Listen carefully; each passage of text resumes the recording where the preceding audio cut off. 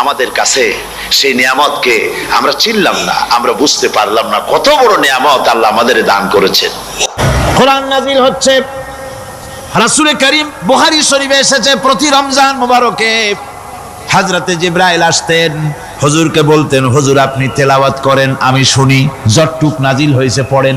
হুজুর পড়তেন, জিবরাইল শুনতেন, আবার জিবরাইল পড়তেন, হুজুর শুনতেন। এমনি করে করে যে বছর হুজুর ইন্তেকাল করবেন, হুজুরের জীবনের শেষ রমজান মুবারকে কোরআন নাজিল পরিপূর্ণ হয়ে গেছে। হযরত জিবরাইল বলেন, হুজুর কোরআন তো নাজিল তামাম হয়ে গিয়েছে, এবার আপনি পুরা কোরআন পড়ে আমারে শোনান। হযরতে রাসূল পুরাটা পড়ে 30 পারা পড়ে শোনায় দিলেন, জিবরাইল শুনলেন। এবার জিবরাইল বলেন, হুজুর আমি তেলাওয়াত করতেছি, আপনি শোনেন। হযরতে জিবরাইল 30 পারা পড়লেন, হুজুর শুনলেন। আবার হযরত জিবরাইল বলেন, হুজুর এবার আবার আপনি পড়েন। হুজুর পড়লেন, জিবরাইল শুনলেন, আবার জিবরাইল পড়লেন, হুজুর শুনলেন। তার মানে হলো হুজুর যে বছর ইন্তেকাল করলেন, ওই বছরের রমজান মুবারকে হযরত জিবরাইল 2 বার পড়েছেন, হুজুর শুনেছেন, আর হুজুর 2 বার পড়েছেন, জিবরাইল শুনেছেন, যাতে করে একটা জের জবর, একটা আয়াত, একটা সেমিকোলন যেন বাদ না পড়ে যায়। কোরআনে কারীম মুখস্থ করার জন্য আল্লাহ রাব্বুল আলামিন এটাকে স্থায়ী করার জন্য বাধ্যতামূলক করেছেন, নামাজের ভিতরে তেলাওয়াত করতে হবে। মানুষ নামাজের মধ্যে তেলাওয়াত করে, সওয়াবের জন্য সকালে পড়ে, বিকালে পড়ে, অর্থ সহকারে বুঝে পড়ে, রাত্রে পড়ে, দিনে পড়ে। পৃথিবীতে এমন একটা মুহূর্ত নাই যখন কোরআনে কারীম তেলাওয়াত হয় না। জোরে কোন সুবহানাল্লাহ। মানুষ এটাকে তেলাওয়াত করতেছে, মুখস্থ করতেছে। এই কোরআন শরীফের ভিতরে রয়েছে সব কিছু। এর মধ্যে রয়েছে ইতিহাস, এর মধ্যে আছে বিজ্ঞান, এর ভিতরে রয়েছে দর্শন, ভূতত্ত্ব, উদ্ভিদতত্ত্ব, নৃতত্ত্ব, খতত্ত্ব, জ্যোতির্বিজ্ঞান। এর ভিতরে রয়েছে মানুষের পারিবারিক নীতি, সামাজিক নীতি, চুক্তি নীতি, বন্ধি নীতি, যুদ্ধ নীতি, মানুষের যা প্রয়োজন সব কিছু এ কোরআনে কারীমের মধ্যে আল্লাহ পাক সন্নিবেশিত করে দিয়েছেন। জোরে কোন সুবহানাল্লাহি বিহামদি। আমার ভাইয়েরা, কোরআন এর পরিচয়ের কথা বলতেছিলাম। আল্লাহ পাক কি কোরআন আমাদের শিখালেন, কোন কোরআন আমাদের শিখিয়েছেন, সেই কোরআনের পরিচিতি আপনাদের সামনে আমি তুলে ধরতেছি। আমি নিজে না, এবার কোরআন তার পরিচয় নিজেই দেবে। কেউ যদি কোরআনের কাছে জিজ্ঞাসা করে, কোরআন তুমি কোথা থেকে নাজিল হয়েছ, কে তোমাকে নাজিল করেছে, এই প্রশ্ন যদি কেউ কোরআনের কাছে করে, কোরআন নিজেই তার জবাব দিতে পারে কিনা? কোরআন নিজেই বলে, তানজিলাম মিম্মান খালাকাল আরদা ওয়াস সামাওয়াতিল উলা। এ কোরআন নাজিল করেছেন তিনি, যিনি ওই সুউচ্চ আকাশ আর জমিনকে যিনি সৃষ্টি করেছেন, সেই আল্লাহ আমারে নাজিল করেছেন। কোরআনের কাছে কেউ যদি প্রশ্ন করে, ও কোরআন এই পৃথিবীতে নাজিল হওয়ার আগে তুমি কোথায় ছিলে, কেউ যদি প্রশ্ন করে, কোরআনে কারীম নিজে নিজের পরিচয় শোনায়, আমি কোথায় ছিলাম শোনো। বাল হুয়া কুরআনুম মাজিদুন ফি লাউহিম মাহফুজ। বরং এই কিতাব অতীব মর্যাদা সম্পন্ন, সুরক্ষিত ফলকে লিপিবদ্ধ ছিল, আমি ছিলাম লৌহে মাহফুজে, সেখান থেকে এসেছি। যদি কেউ প্রশ্ন করে, কোরআন কি, কোরআন তুমি কার উপরে অবতীর্ণ হয়েছ, জবাব কোরআন নিজেই দেয়, ওয়া আমিনু বিমা নুজিলা আলা মুহাম্মাদ ওয়া হুয়াল হাক্কু মির রাব্বিহিম। ঈমান আনো সেই জিনিসের উপরে যেটা মুহাম্মদ সাল্লাল্লাহু আলাইহি ওয়াসাল্লামের উপর অবতীর্ণ হয়েছে। আবার অন্য আয়াতেও জবাব পাওয়া যায়, তাবারাকাল্লাযী নাযালাল ফুরকানা আলা আবদিহি লিয়াকুনা লিল আলামিনা নাযীরা। অতীব বরকতপূর্ণ মহান সত্তা সেই আল্লাহ রাব্বুল আলামিন, যিনি তার বান্দার পরে ফুরকান অবতীর্ণ করেছেন। সুবহানাল্লাহি বিহামদি। কোরআনের নাম আমি বলেছিলাম শুধু কোরআন নয়, অনেক নাম আছে। কোরআনের আরেক নাম ফুরকান। কোরআনের আরেক নাম কি? আল ফারকু বাইনাল হক্কি ওয়াল বাতিল। কোরআন হচ্ছে সেই মহাসত্য যা মিথ্যা এবং সত্যের মধ্যে পার্থক্য সূচিত করে, মঙ্গল এবং অমঙ্গলের মধ্যে পার্থক্য সৃষ্টি করে, যা সত্য এবং মিথ্যার মধ্যে তাফরিকা সৃষ্টি করে, সত্যকে মানুষকে বুঝিয়ে দেয়। তার নাম হচ্ছে ফুরকান। এবার যদি প্রশ্ন করা হয়, ও কোরআন বুঝলাম তুমি লৌহে মাহফুজে ছিলে, বুঝলাম তুমি নবীজির উপরে নাজিল হয়েছো, এবার বলো তুমি কোন মাসে নাজিল হয়েছো? তুমি তো আসছিলা প্রথম কোন মাসে নাজিল হয়েছো? এ প্রশ্ন যদি কেউ করে, কোরআন তার জবাবে বলবে শাহরু রমাদান আল্লাযী উনজিলা ফীহিল কুরআন, রমজানের পবিত্র মাসে আমি অবতীর্ণ হয়েছি। সুবহানাল্লাহ। যদি প্রশ্ন করা হয় রমজানে তো আসছো, কিন্তু প্রথম নাজিল হয়েছিল কোন সময়? ওটা কি দিন ছিল না রাত ছিল? কোরআন তার জবাবে বলে ইন্না আনজালনাহু ফি লাইলাতিল কদর, কদরের পবিত্র রাতে আমি এই পৃথিবীতে আমার আগমন ঘটেছিল। যদি প্রশ্ন করা হয় বুঝলাম সবই, কেন নাজিল হয়েছে তুমি? এই পৃথিবীতে তোমার আসার উদ্দেশ্য কি? মূল কাজটা কি? এই প্রশ্ন যদি করা হয়, কোরআনে কারীম তার জবাবে বলে শোনো কেন এসেছি। লিতুখরিজান নাসা মিনাজ যুলুমাতি ইলান নূর, আমার মিশন হচ্ছে গোটা বিশ্ব মানবতাকে পঞ্জীভূত জমাট বাঁধা অন্ধকারের ভেতর থেকে টেনে বের করে আলোর সন্ধান দিতে, আলোর দিকে আনার জন্য আমি কোরআন নাজিল হয়েছি। গোটা পৃথিবীর মানুষ আছে অন্ধকারের ভিতরে। কিসের মধ্যে? অন্ধকার কি? অন্ধকার হচ্ছে পুঁজিবাদ, অন্ধকার সমাজতন্ত্র, অন্ধকার ধর্ম নিরপেক্ষতাবাদ, অন্ধকার জাতীয়তাবাদ। মানুষের তৈরি করা যত মতবাদ সব কি? জোরে কোন সবগুলি কি? অন্ধকার। আজকে আসার সময় দেখলাম দেওয়ালে লেখা সমাজতন্ত্র আমরা প্রতিষ্ঠা করে ছাড়বো।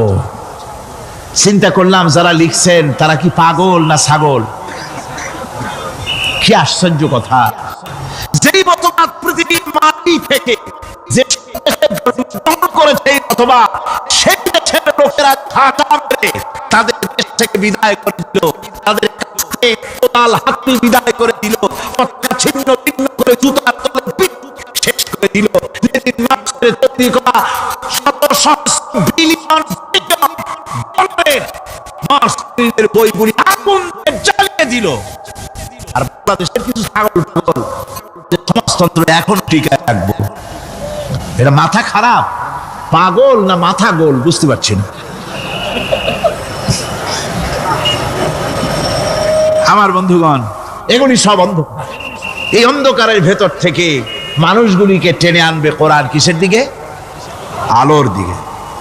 এবার যদি প্রশ্ন করা হয় বুঝলাম তুমি অন্ধকার থেকে আলোর দিকে নিয়ে আসবে, আলোর দিকে আসলে পরে ফায়দাটা কি হবে? মূল ফায়দাটা বুঝায় দাও, আসল ফায়দা কি হবে তোমারে যদি মানি? কোরআন তার জবাব দেয়, নিজের পরিচয় নিজে তুলে ধরে, ফামান তাবিআ হুদায়া ফালা খাউফুন আলাইহিম ওয়ালা হুম ইয়াহজানুন। এই কোরআনকে যদি মেনে চলো, এই কোরআনের আইন যদি মানো, সমাজে মানো, ব্যক্তিতে মানো, পরিবারে মানে, রাষ্ট্রে মানো, জীবনের সব ক্ষেত্রে সমস্ত জায়গায় যদি এই কোরআনকে মেনে চলো, ফালা খাউফুন আলাইহিম, তাহলে তোমাদের কোনো ভয় থাকবে না, ওয়ালা হুম ইয়াহজানুন, কোনো চিন্তাও থাকবে না। কিসের ভয় থাকবে না? কোরআনের আইন মেনে যদি চলো সমাজে ও রাষ্ট্রে, চুরির ভয়, ডাকাতির ভয়, জেনার ভয়, হত্যার ভয়, সন্ত্রাসের ভয় কোনো ভয় থাকবে না।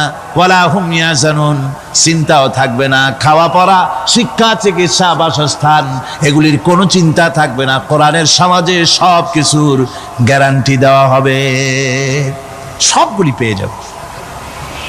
এখন যদি আবার প্রশ্ন করা হয় কোরআন বুঝলাম তোমারে মানলে পরে সব ফায়দা হবে, তাহলে এবার জবাব দাও তোমার ভিতরে কি রাজনীতি আছে নাকি? আমি তো মানুষ, আমার রাজনীতি করা লাগে। Man is social animal. আমরা তো জঙ্গলের পশু নই, আমরা তো মানুষ। আমাদের সমাজ আছে, আমাদের পৌর নির্বাচন আছে, আমাদের জাতীয় নির্বাচন আছে, আমাদের কলকারখানা আছে, জমিন আছে, আমাদের রাজনীতি, অর্থনীতি, সমাজনীতি আছে, পারিবারিক নীতি আছে, অনেক নিয়ম মালা আছে, নিয়ম নীতি আছে। তোমারে মানলে তোমার ভিতরে কি ওগুলো আছে নাকি সে কথা বলো। কোরআন তার জবাবে বলে, وَنَزَّلْنَا عَلَيْكَ الْكِتَابَ تِبْيَانًا لِكُلِّ شَيْءٍ وَهُدًى وَرَحْمَةً وَبُشْرَى لِلْمُسْلِمِينَ। কোরআন জবাবে বলে, শুনে রাখো, শুধু অর্থনীতি সমাজনীতি নয়, শুধু রাজনীতি আর শিক্ষানীতি যুদ্ধনীতি নয়, তোমার জীবনে যা কিছু দরকার, ইহকালে যা কিছু দরকার, পরকালে সব কথাগুলি আল্লাহ রব্বুল আলামিন আমি কোরআনের সিনার ভিতরে খুলে খুলে বর্ণনা করে দিয়েছেন। সব কথা এ কোরআনে কারীমের ভিতরে রয়েছে। তোমার এমন কোনো জিনিস নাই যা তুমি কোরআনে কারীমের মধ্যে পাবে না। তোমার সমস্ত প্রয়োজন আমার বুকের মধ্যে আল্লাহ দিয়ে দিয়েছেন। বিজ্ঞান আছে, দর্শন আছে, ইতিহাস আছে, সব আছে এর মধ্যে। তবে কোরআনের মধ্যে বিজ্ঞান আছে বলে আমি এটাকে বিজ্ঞানের কিতাব বলবো না, দর্শন আছে বলে দর্শনের কিতাব আমি বলবো না, রাজনীতি আছে বলে কোরআনকে আমি রাজনীতির কোনো কিতাব বলবো না। কোরআন তাহলে কি? কোরআন হচ্ছে অর্থনীতি, সমাজনীতি, রাজনীতি, পারিবারিক নীতি, মানুষের জীবনের যা কিছু প্রয়োজন সমস্ত নীতিমালার নীতি গ্রন্থের নাম হতেছে কোরআনে কারীম। সমস্ত নীতিমালার নীতি গ্রন্থ কোরআন। এখানে রয়েছে সব কিছুর উৎস, যেটা গ্রহণ করলে পরে মানুষ আরামে থাকতে পারবে। অমুসলিম নাগরিক বৃন্দ তাদের নাগরিক মর্যাদা পাবে। মুসলমান, কৃষক, নারী, চিকিৎসা, কৃষিবিদ, সাধারণ মানুষ, রং, বর্ণ, ভাষা নির্বিশেষে গোটা মানব সভ্যতা আরামে বাস করতে পারবে। পশু পাখিও আরামে থাকবে, গাছপালাও আরামে থাকবে, যেহেতু নির্দেশ হয়েছে বিনা প্রয়োজনে গাছের পাতাটিও ছিঁড়ো না। ইসলামের সমাজ যদি চালু হয় গাছেরাও আরাম পাবে, পাহাড়ও আরাম পাবে। চট্টগ্রামের লোকেরা যেভাবে পাহাড় কাটা আরম্ভ করেছে এটা বড় দুঃখজনক। জুমলায় মুতারেজা একটা বলে দিলাম, অপ্রাসঙ্গিক হলেও জরুরি কথা। আপনারা পাহাড় কাটতেছেন না, আপনাদের নিজেদের পায়ে নিজেরা কুড়াল মারতেছেন। খবরদার পাহাড় কাটবেন না। আল্লাহর প্রকৃতির ভারসাম্য আপনারা নষ্ট করছেন বলে ওজোন স্তরে ফাটল ধরেছে। তা রিপেয়ার করার জন্য আজকে বিশ্বের সব বিজ্ঞানীরা হতাশ হয়ে গিয়েছে, পাগল হয়ে গেছে। কেমনে এই ওজোন স্তরের ফাটলকে রিপেয়ার করব? ওজোন স্তরটা কি? ওজোন স্তর হচ্ছে সুবহানাল্লাহ, আল্লাহর যে কত দয়া। সূর্য, সেই সূর্যের রয়েছে আলট্রা ভায়োলেট রে, যাকে বাংলায় বলা হয় অতি বেগুনি রশ্মি। যে রশ্মিটা সৃষ্টি জগতে যদি আসে আর তা যদি কোনো প্রাণীর শরীরকে টাচ করে তাহলে সমস্ত প্রাণী ক্যান্সার হয়ে, এক্সিমা হয়ে, বিখাউজ হয়ে, অ্যাজমা হয়ে সমস্ত প্রাণী মরে যাবে, কেউ বাঁচবে না। মারাত্মক রশ্মি। সেই রশ্মিটা যাতে সৃষ্টি জগৎকে টাচ করতে না পারে সেজন্য আল্লাহ পাক একটা ওজোন স্তর তৈরি করেছেন। ওখানে এসে ওটা বাধাপ্রাপ্ত হয়, পৃথিবীর মাটিতে আসে না। যা কিছু পৃথিবীর মানুষের জন্য, পৃথিবীর জন্য কল্যাণকর সেগুলি সূর্য থেকে আসতে থাকে। সুবহানাল্লাহ বিহামদি। যেটা ক্ষতিকর সেটা আল্লাহ পাক আটকায় রাখেন। এখন সেই ওজোন স্তরে ফাটল ধরলো। কেমনে ফাটল ধরলো? ফাটল আপনি আমি ধরাইছি। আপনি বলবেন যেটা কেমন কথা, আমি তো ওইখানে যাই নাই, আমি ফাটল ধরাইলাম কেমনে? ওই যে সেই আপনার প্রাইমারি স্কুলে ভিজিট করতে গিয়েছিলেন ইন্সপেক্টর, তারপরে প্রাইমারি না হাই স্কুল ভিজিট করতে গেছে, যায়া জিজ্ঞেস করছে ছেলেরা কি পড়ছো? বল ইতিহাস। ঠিক আছে, ইতিহাস থেকেই প্রশ্ন করব। বলো তো চীনের প্রাচীর কে ভেঙেছে? ছেলেরা জবাব দিচ্ছে না। তুমি বলো, তুমি বলো। কেউ বলছে না। বেঞ্চের কোনা যে ছেলেটি সে বলছে সর্বনাশ, কেউ যখন স্বীকার করে না এটা তো আমার মাথায় আসবে। সব শেষ ইন্সপেক্টর তাকে বলছে তুমি বলো তো কে ভেঙেছে চীনের প্রাচীর? কয় স্যার, গ্রামে আমার দুষ্টমির যথেষ্ট বদনাম আছে, কিন্তু চীনের প্রাচীর ভাঙার মতো দুষ্কর্ম আমি করি নাই। ইন্সপেক্টর খুব রেগে গেলেন, মাস্টারের দিকে তাকালেন, এই বুঝি আপনার ইতিহাস পড়ানো? মাস্টার ইন্সপেক্টরের বিরক্তি ভরা মুখ দেখে বলছেন স্যার রাগ করবেন না, এসব ছাত্র তো আমার, ওদের অবস্থা তো আমি জানি। আপনি আসছেন ঢাকা থেকে, আপনি জানবেন কি? আমি হলপ করে বলতে পারি আমার ক্লাসের কোন ছাত্র চীনের প্রাচীর ভাঙে নাই। ইন্সপেক্টর রাগ হইয়া চলে গেছে হেডমাস্টারের রুমে, যায় বলছে যে আমি আপনার স্কুলের গ্রান্টকে আমি নাকচ করে দেব, মঞ্জুরি আমি ক্যান্সেল করে দেব। কেন? এই অবস্থা। হেডমাস্টার বলছে স্যার রাগ করবেন না, আপনার জন্য কিছু টাকা পয়সাও রাখছি হাদিয়া, বড় একটা চর্বিযুক্ত খাসিও জবাহ করা হয়েছে, পুকুর থেকে রুই মাছ তোলা হয়েছে। তারপরেও আমার ছাত্ররা টিচাররা বলার পরেও যদি আপনার সন্দেহ হয়ে থাকে যে আমার ছাত্ররাই ভাঙছে, তো ওই আপনি অসন্তুষ্ট হবেন না, রাগ করবেন না। স্যার, ওই প্রাচীর ভাঙতে যা খরচ লাগে আমি কিছু খরচ দেবো, তো আপনি রাগ করেন না। এখন চিন্তা করেন, স্কুলের ছাত্র থেকে শুরু করে হেডমাস্টার পর্যন্ত জ্ঞানের বহর। তো বলতেছিলাম, আপনি আমি ওজন স্তরে ফাটল ধরিয়েছি, তার অর্থ এই নয় যে আপনারা গিয়ে ওখানে কুড়াল মারিয়ে ওটারে ভাঙছেন। তাহলে ওটা কি হয়েছে? কোরআনে কারীমে রব্বুল আলামিন বলেন, ওয়ামা আসাবাকুম মিন মুসিবাতিন ফাবিমা কাসাবাত আইদিকুম ওয়া ইয়াফু আন কাসীর। যত বিপদ তোমাদের উপর আরোপিত হয়, সমস্ত বিপদ তোমাদের দুই হাতের কামাই করা। কে বলছেন? আল্লাহ পাক। ওজনের স্তরে ফাটল ধরেছে, এটা বিপদ। বিশ্বের সমস্ত মানব সভ্যতা সৃষ্টি জগতের জন্য বিপদ। এই বিপদের জন্য দায়ী পৃথিবীর মানুষ। কিরকম? সেটা হচ্ছে গাড়ির পেছন থেকে যে কালো ধোঁয়া বের হয়, কল কারখানার চিমনি থেকে যে কালো ধোঁয়া বের হয়, এই কালো ধোঁয়াগুলি, তারপরে সমস্ত কেমিক্যাল উইপেন সেগুলি যে টেস্ট করা হয়, তার রিয়াকশন ইত্যাদি, এই কালো ধোঁয়া এবং সমস্ত মারণাস্ত্রগুলি এক্সপেরিমেন্ট করার সমস্ত এই রিয়াকশনগুলি সবগুলি গিয়ে ওই ওজন স্তরে ফাটল ধরিয়ে দিয়েছে। আস্তে করে পাতলা হয়ে এটা ফেটে গিয়েছে, অতি বেগুনি রশ্মি আসা শুরু করেছে।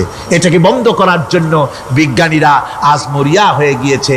ইনশাআল্লাহ আল্লাহ পাক তার বিজ্ঞানীদের মানুষের মাথায় বুদ্ধি এনে দিবেন, রিপেয়ারও হয়ে যাবে ইনশাআল্লাহ। সবাই বলেন ইনশাআল্লাহ। তাহলে বললাম কেন এই কথাটা? এই জন্য বললাম যে কোরআনে কারীমের মধ্যে আল্লাহ রাব্বুল আলামিন সব কথা বলে দিয়েছেন, কোনো কথা বাদ রাখেন নাই। পাহাড়গুলি ভেঙে আমরা ক্ষতি করতেছি, গাছগুলি কেটে আমরা ক্ষতি করতেছি, প্রকৃতির ভারসাম্য নষ্ট করে দিচ্ছি, ফলে সমুদ্রের পানি স্ফীত হচ্ছে, ভূমিকম্প বাড়তেছে, ঘূর্ণিঝড় হচ্ছে, টর্নেডো হচ্ছে, পৃথিবী বিধ্বস্ত হয়ে যাচ্ছে, ক্লাইমেটের পরিবর্তন আসছে। আজকে পৌষ মাস, এটা কি মাস? কত তারিখ? দেখেন বাংলা ভাষাকে কত মহব্বত করি। যদি বলি আজকে ডিসেম্বরের কত তারিখ, গড়গড় করে মুখস্থ হয়ে যাবে। বাংলারে খুব ভালোবাসি, মাসটার তারিখ বলতে পারলাম না, দুঃখিত। এই হলো আমাদের ভালোবাসা। আজকে পৌষ মাসের অর্ধেকও শেষ হয়ে যাচ্ছে, অথচ মনে হচ্ছে শীত যেন তার শ্বশুর বাড়ি বেড়াতে গেছে। এই যে অবস্থা, এই অবস্থা শুধু বাংলাদেশে নয়, গোটা পৃথিবীতে ক্লাইমেটের একটা বিরাট পরিবর্তন আসতেছে, একটা বড় রকমের পরিবর্তন আসতেছে। এর কারণ হচ্ছে এই পৃথিবীর মানুষেরা নিজেরাই প্রকৃতির ভারসাম্যকে নষ্ট করে দিয়েছে। এই ভারসাম্য নষ্ট হওয়ার কারণে আবহাওয়ার পরিবর্তন হচ্ছে, সামুদ্রিক জলোচ্ছ্বাস বাড়তেছে, ভূমিকম্প, আগ্নেয়গিরি ইত্যাদি হচ্ছে এবং পৃথিবীর মানুষ বিধ্বস্ত হচ্ছে। বলতেছিলাম এই কোরআনে কারীমের মধ্যে আল্লাহ পাক সব কথা বলে রেখেছেন। যদি জানতাম, বুঝতাম, তাহলে এই অবস্থার সৃষ্টি হতো না। এটা বিজ্ঞানের বই নয়, রাজনীতির বই নয়, সমাজনীতির বই নয়, বরং সমস্ত নীতিমালার উচ্চ, জ্ঞানের উচ্চ হচ্ছে আল কোরআন। জ্ঞানের উচ্চ কি? আরো জোরে বলেন, জ্ঞানের উচ্চ কি? আল কোরআন। পবিত্র কোরআনে এমন এমন ঘটনা আল্লাহ পাক বলেছেন যা ষষ্ঠ শতাব্দীর দুনিয়া এ সম্পর্কে কিছুই জানতো না। অবশ্য কিছু কিছু ঘটনা ইহুদিদের কিতাবে অতিরঞ্জিত আকার এবং বিকৃত অবস্থায় এসেছে, কিন্তু কোরআনে কারীম দুনিয়ার মানুষকে আদম সৃষ্টি, নূহের বন্যা, তারপরে মুসা আলাইহিস সালাম ফেরাউনের ঘটনা, ইব্রাহিম আলাইহিস সালামের নমরুদের ঘটনা এবং ইউসুফ আলাইহিস সালামের কাহিনী সবগুলিকে সুন্দর করে কোরআন শরীফ উপস্থাপনা করেছে রাসূলের মাধ্যমে, যা পৃথিবীর ইতিহাসে কেউ জানতো না। সেগুলি আল্লাহ পাক জানাইছেন কিভাবে? কোরআনে কারীম বলছে, তিলকা মিন আম্বাইল গায়বি নূহিহা ইলাইকা মা কুনতা তা'লামুহা আনতা ওয়ালা কওমুকা মিন ক্বাবলি হাযা। এ হলো সব অজ্ঞাত ঘটনা। সমস্ত ঘটনাগুলি আল্লাহ পাক তার হাবিবকে শুনিয়ে বলে দিলেন, সব অজ্ঞাত ঘটনা যা তুমি জানতে না, তোমার কোনো জানা ছিল না, আমি ওহীর মাধ্যমে তোমাকে সব জানাইছি। ইউসুফ আলাইহিস সালামকে যখন তার ভাইয়েরা কুয়ার মধ্যে ফেলে দিতেছিল তখন তুমি উপস্থিত ছিলে না, এই ঘটনা ওহীর মাধ্যমে আমি জানালাম। মুসা আলাইহিস সালামকে যখন ফেরাউন দরিয়ার ভিতরে ফেলে দিল, সেই সময় তুমি সিনাই পর্বতের পাশে দাঁড়িয়ে সব দৃশ্য লক্ষ্য করনি, অথচ আমি ওহির মাধ্যমে সব তোমাকে খুলে খুলে বলে দিয়েছি। আল্লাহ পাক সমস্ত ঘটনাগুলিকে বলে বলে কোরআন শরীফের মধ্যে সব সাজিয়ে দিলেন, বলে দিলেন।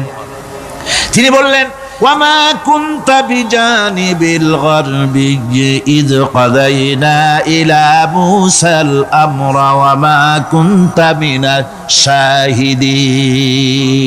ফিরআউন যে মুসার সঙ্গে যে ব্যবহারটা করলো, এ সময় সেখানে তুমি উপস্থিত ছিলে না, আমি ওহীর মাধ্যমে তোমাকে তা জানিয়েছি।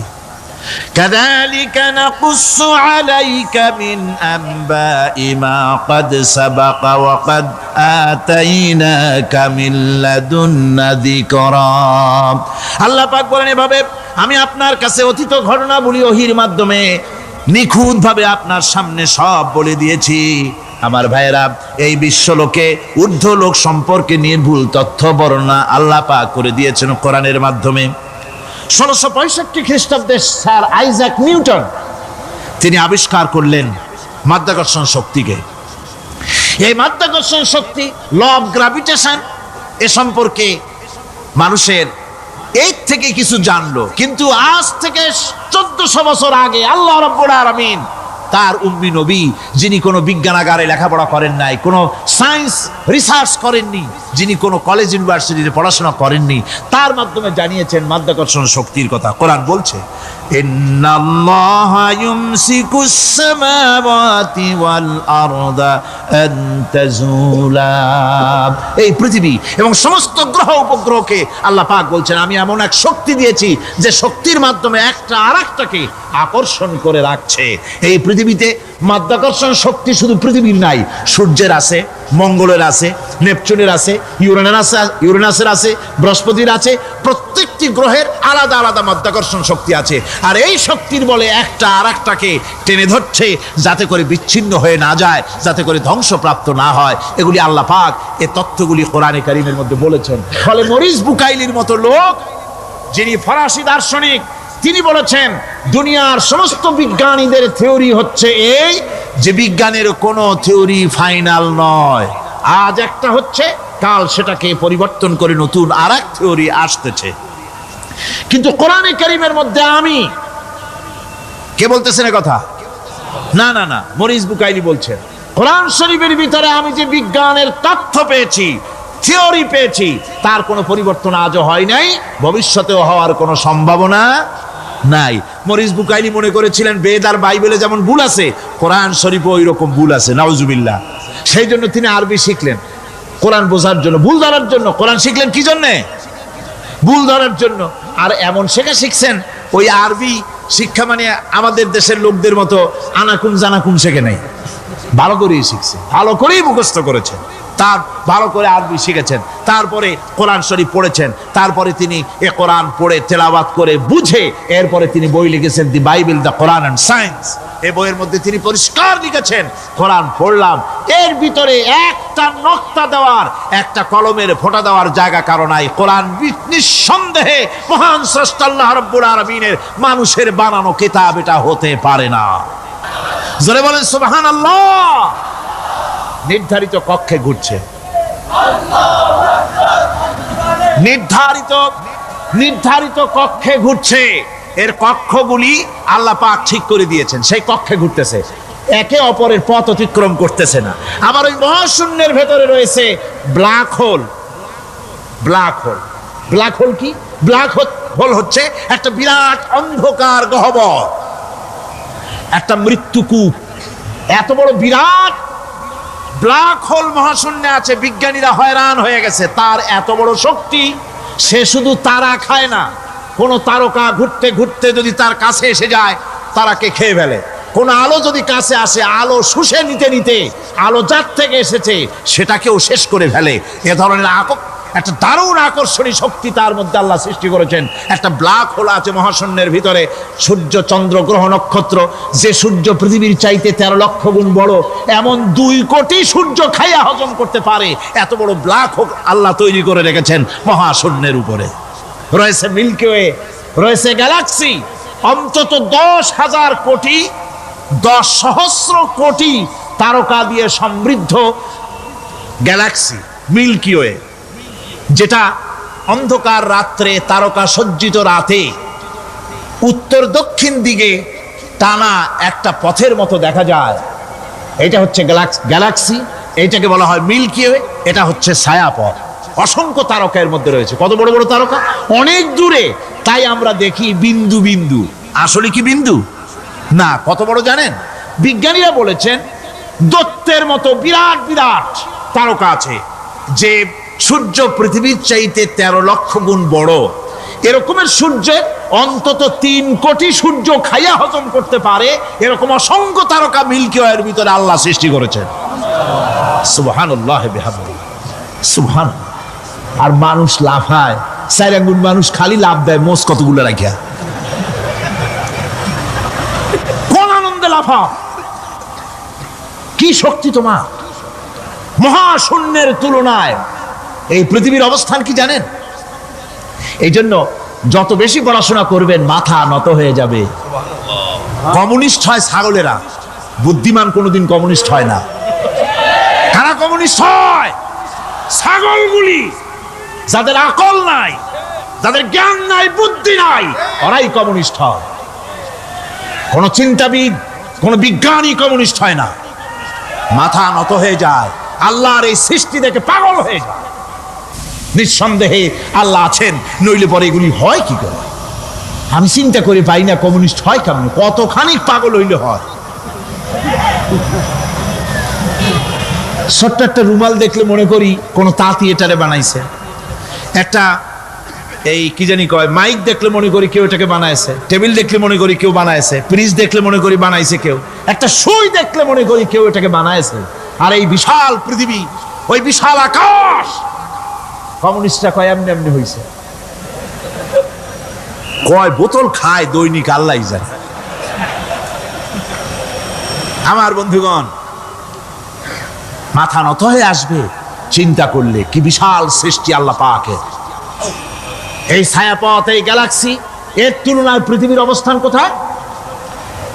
পৃথিবীর অবস্থানটা হচ্ছে, আমার হাতে এটা একটি কলম। এই কলমটা কাগজের উপরে আমি যদি এই নিপটা রাখি, কাগজের ভিতরে নিপে যতটুকুন জায়গা টাচ করবে, মহাশূন্য গ্যালাক্সি মিল্কি ওয়ে, আল্লাহর ওই মহাশূন্যের তুলনায় পৃথিবীর অবস্থান একটা কলমের নিপে যতটুকুন জায়গা নেয় এর থেকে বেশি নয়। এই যদি হয় পৃথিবী, তাহলে সেই পৃথিবীর মানুষ আপনি, আপনি কতটুকুন? সলিমুদ্দি বসিরুদ্দি খালি লাফায়। আমার বন্ধুগণ, লাভ কি? লাভের চোটে বলে হ্যান করেঙ্গে ত্যান করেঙ্গে, লাঠিকে আমদার মুগুর ভরেঙ্গে। কয়দিন পর শোনা যায় শীত হয়ে পড়ছে, কিছু নাই। সুতরাং আল্লাহ পাকের অসীম সৃষ্টি জগৎ, এর সঙ্গে বিজ্ঞানের সংঘর্ষ কম। 2-1টা পয়েন্টে আছে, বাকি সবগুলিতে বিজ্ঞানের আবিষ্কার যত বাড়তেছে, আল্লাহরে চেনা, সৃষ্টি জগৎকে জানা মানুষের জন্য তত সহজ হচ্ছে। এই কথাগুলি আমি সামনের দিকে আরো বলবো ইনশাআল্লাহ। সবাই বলেন ইনশাআল্লাহ, যাতে আমাদের বুঝে আসে। আর রহমান আল্লামাল কোরআন, কোরআন শিখিয়েছেন আমাদেরকে। রহমান এমন নিয়ামত দিয়েছেন যার মধ্যে সব আছে। মানুষ সৃষ্টির ব্যাপারে, মানব সৃষ্টির ব্যাপারে নির্ভুল তথ্য যদি পেতে হয়, তাহলে কার কাছে যাব? জোরে কন। আল্লাহর কাছে যেতে হবে। আর আল্লাহর কাছে না যাইয়া মানব সৃষ্টির রহস্য যদি জানতে যাই ডারউইনের কাছে, তাহলে আপনার মামু হবে সুন্দরবনের বান্দরেরা। ঠিক কিনা? বান্দরেরা হবে মামু, শিম্পাঞ্জি ওরাং ওটাং হবে আপনার নানার দাদা। তার কারণ ডারউইন সাহেব বলেছেন মানুষ এর পূর্বপুরুষ হলো বাঁদর, শিম্পাঞ্জি, ওরাং ওটাং। এটা হলো তার থিওরি অফ ইভলিউশন। বিবর্তনবাদের এই বিবর্তনবাদের থিওরি পেশ করতে গিয়ে তিনি বলেছেন মানুষ হলো বান্দরের জাত। আরে বেটা, তুই বান্দরের জাত। নিজের লেজ কাটিয়া সকলের লেজ কাটা আরম্ভ করতে যাচ্ছে। কি পাগলের পাগল, মানুষ হয়েছে বান্দরের জাত। আশ্চর্য কথা। কেমনে কইলে? তো বললো যে শিম্পাঞ্জি দেখছে, তো সে শিম্পাঞ্জি দেখে তার মনে হয়েছে যে মানুষ ওইরকমই তো দেখা যায়, তো মানুষ বুঝি বান্দর থেকেই আসছে। আমি বলি পৃথিবীতে এমন পাগল আমি কোনোদিন দেখিও নাই, শুনিও নাই যে কোনো পাগল পাবদা মাছ দেখে বলেছে যে এটা হচ্ছে বোয়াল মাছের পূর্বপুরুষ। টাকি মাছ দেখে কোন ছাগলেও বলেছে আজ পর্যন্ত যেটা হলো শোল মাছের পূর্বপুরুষ। পুঁটি খাইতে খাইতে আস্তে আস্তে বিরাট শোলে পরিণত হয়ে গেছে, কোনো পাগলেও বলেনি। আচ্ছা, মেনে নিলাম দারুন সাহেবের থিওরি, মেনে নিলাম 1 সেকেন্ডের জন্য যে বান্দর থেকেই মানুষ হয়েছে। এখনো তো বানর প্রজাতি আছে না শেষ হয়ে গেছে? আছে কিনা? তাহলে সুন্দরবনে যান, যে দেখুন কোন বাঁদর কি এ পর্যন্ত দেখা গেছে যে কোমর পর্যন্ত মানুষের মতো হয়ে গেছে? আর একটু দুধ আর পনির আর একটু এই শুটকি মাছ লোটটা ফিশ খাওয়াইলে আর কদিনের মধ্যে এই বান্দরটা মানুষ হয়ে যাবে। হয়েছে এরকম? বাঁদরের 12 আনা মানুষ হয়ে গেছে, 14 আনা মানুষ হয়ে গেছে, আর অল্প একটু বাকি। এরকম দেখা গেছে কোথাও? দেখা যায়নি। এগুলি পাগলামি কথা, পাগলামি কথা। মানুষ বানর থেকে আসেনি, মানুষ ওরাং ওটাং থেকে আসেনি, মানুষ সিম্পাজি থেকে আসেনি। মানুষ এসছে কোত্থেকে? এটা জানতে হলে এই নির্মূল তথ্য জানার জন্য আসতে হবে কোরআনের কাছে। কার কাছে? আল্লাহ রাব্বুল আলামিন তার হাবিবের মুখ থেকে মানব সৃষ্টি রহস্য তিনি উদ্ঘাটন করে দিয়েছেন। তিনি বলেছেন, দুনিয়াবাসীকে শুনিয়েছেন, ফালয়ানজুরিল ইনসানু মিম্মা খুলিক خلق من ماء دافق يخرج من بين الصلب والترائب। আল্লাহ পাক বলেন, মানুষ কি তার সৃষ্টি রহস্য দেখে না? কেমনে তাকে আমি সৃষ্টি করেছি? মায়ের বক্ষ পিঞ্জর থেকে, বাপের পৃষ্ঠ থেকে সবেগে নির্গত এক ফোঁটা নাপাক পানি দিয়ে আমি আল্লাহ মানুষকে সৃষ্টি করেছি। বান্দর থেকে নয়, ওরাংওটাং থেকে নয়, সিম্পাজি থেকে নয়। মানুষের অরিজিন মানুষ। আদম থেকে তোমরা জন্মগ্রহণ করেছো, আদম এসেছে মাটি থেকে, তোমরা এসেছো আদম থেকে। সুবহানাল্লাহ ওয়া বিহামদি। এটাই হলো মানব সৃষ্টি রহস্যের কথা আল্লাহ পাক বলে দিয়েছেন। অন্যত্র আল্লাহ বলেন, ইন্না খালাকনাকুম মিন তুরাবিন সুম্মা মিন নুতফাতিন সুম্মা মিন আলাকাতিন সুম্মা মিন মুদগা। নিষ্প্রাণ মাটি থেকে তোমার উৎপত্তি হয়েছে, আর এই নিষ্প্রাণ মাটি দিয়ে তোমাকে তৈরি করা হয়েছে। এগুলি মাতৃগর্ভের ভিতরে গিয়া নাপাক পানি ফোঁটা জমাট রক্ত হয়েছে, গোশত হয়েছে, তারপরে মানুষের আকৃতি দিয়েছি, আর এরপরে বাচ্চার আকারে মায়ের পেট থেকে আমি আল্লাহ মানুষ করে তোমাকে বের করেছি। সুতরাং মানব সৃষ্টি রহস্যের কথা বিজ্ঞানের সাথে যেটা সাংঘর্ষিক হবে কোরআনের সাথে, আমরা সেটা মানতে পারি না। আমাদেরকে মানতে হবে মূল জ্ঞানের কিতাবটা। মূল জ্ঞানের কিতাব কোনটা? জোরে কম তো, কোনটা? কোরআন। এখানে সব কথা আল্লামাল কোরআন। কোরআন শিখিয়ে মানুষকে আল্লাহ পাক সবচাইতে বড় দয়া করেছেন, এর থেকে বড় দয়ার হয় না। কোরআন শিখিয়েছেন আমাদের, যার মধ্যে সমস্ত তথ্যের কথা আল্লাহ পাক বলেছেন। The universe and doctor Einstein বইয়ের ভিতরে লেখা হয়েছে যে একদিন এমন হবে যখন ধীরে ধীরে সূর্য তার আলো হারিয়ে ফেলবে, চন্দ্র নিষ্প্রভ হয়ে যাবে, আর পৃথিবী আস্তে আস্তে তার গতি হারিয়ে ফেলবে। একথা আজকের বিজ্ঞানীরা অথবা আজ থেকে কয়েক বছর আগের বিজ্ঞানীরা একথা বলছেন। কিন্তু রাসূল করিম সাল্লাল্লাহু আলাইহি ওয়াসাল্লামের মুখ থেকে আজ থেকে 1400 বছর আগে, যিনি বিজ্ঞানাগারে মোটেও পড়াশোনা করেননি, লিখতে জানেন না, পড়তে জানেন না, সই করতে জানেন না, বিজ্ঞান আজ যে কথা বলছে সেই কথা 1400 বছর, 1500 বছর আগে রাসূল করিমের মুখ থেকে আল্লাহ পাক বলছেন। কোরআনে কারীম বলছে, ইয়াসআলু আইয়ানা ইয়াউমুল কিয়ামা ফাইদা বারিকাল বাসারু ওয়া খাসাফাল কামারু ওয়া জুমিআশ শামসু ওয়াল কামার। হে রাসূল, রাসূলের কাছেরা জিজ্ঞাসা করে কিয়ামত কবে হবে? আল্লাহ পাক বলেন, বলে দিন যেদিন চন্দ্র তার আলো হারিয়ে ফেলবে, যেদিন সূর্য তার আলো হারিয়ে ফেলবে, আর চন্দ্র আর সূর্য সব একাকার হয়ে যাবে। হাজারা বলছে চাঁদে আলো থাকবে না, সূর্য আগের থেকে তার উত্তাপ এবং আলো স্তমিত হতেছে, এবং হতে হতে এমন এক পর্যায়ে আসবে যখন সূর্য আলো হারিয়ে ফেলবে। বিজ্ঞানীরা গত 4-5 বছর আগে এ বক্তব্য রেখেছেন, কিন্তু 1400 বছর আগে বিজ্ঞানের লালনাগারে লেখাপড়া না করে হুজুরের মুখ থেকে আল্লাহ কথা বলে দিয়েছেন। তাহলে বিজ্ঞানের আসল কিতাব কোনটা? জোরে বলেন কোনটা? আল্লাহ পাক আরো বলেন, ইজা শামসু কুবিরাত ওয়া ইযান নুজুমুন কাদারাত ওয়া ইযাল জিবালু সুজ্জিরাত। তারকাগুলি সূর্যের আলো থাকবে না, নক্ষত্রগুলো স্থানচ্যুত হয়ে যাবে, কক্ষচ্যুত হয়ে যাবে, পাহাড়গুলিকে পরিচালিত করে দেওয়া হবে, কিছুই থাকবে না, সব শেষ হয়ে যাবে। বিজ্ঞানীরা আজ বলতেছে যে সব শেষ হয়ে যাবে, কিছুই থাকবে না, সব শেষ হবে। বিজ্ঞানীরা বলতেছেন, কোরআন অনেক আগে বলেছে, কুল্লু মান আলাইহা ফান ওয়া ইয়াবকা ওয়াজহু রাব্বিকা যুল জালালি ওয়াল ইকরাম। সব শেষ হয়ে যাবে, বিশ্বে যা কিছু আছে সব লয় হবে, ক্ষয় হবে, ধ্বংস হবে, কিচ্ছু থাকবে না, থাকবেন শুধু আল্লাহ সুবহানাহু ওয়া তাআলা। সুবহানাল্লাহি ওয়া বিহামদি। কোরআনে কারীম এ কথা বহু আগে আমাদেরকে জানিয়ে দিয়েছে। সুতরাং আসল জ্ঞানের কিতাবটাই হচ্ছে কোরআনে কারীম। এই কোরআনের কাছে আমরা যত যেতে পারবো, যত কোরআন বুঝতে পারবো, ততই আমাদের জন্য আমরা সমৃদ্ধ হতে পারবো, আমাদের উপর আল্লাহর রহমত আসবে, আমরা সমাজ চালাতে পারবো, আমরা দেশ চালাতে পারবো, আমরা দুনিয়ায় শান্তি পাবো, আমরা আখিরাতেও মুক্তি লাভ করতে পারবো। কোরআনে কারীম সমস্ত বিজ্ঞানের উৎস, দর্শনের উৎস। এইটা না জানলে কিছুই জানা হয় না, এটা জানা হলে সব জানা হয়। পণ্ডিত আপনার ডক্টর শহীদুল্লাহ, আল্লাহ জান্নাত নসিব করুন, সবাই বলুন আমিন।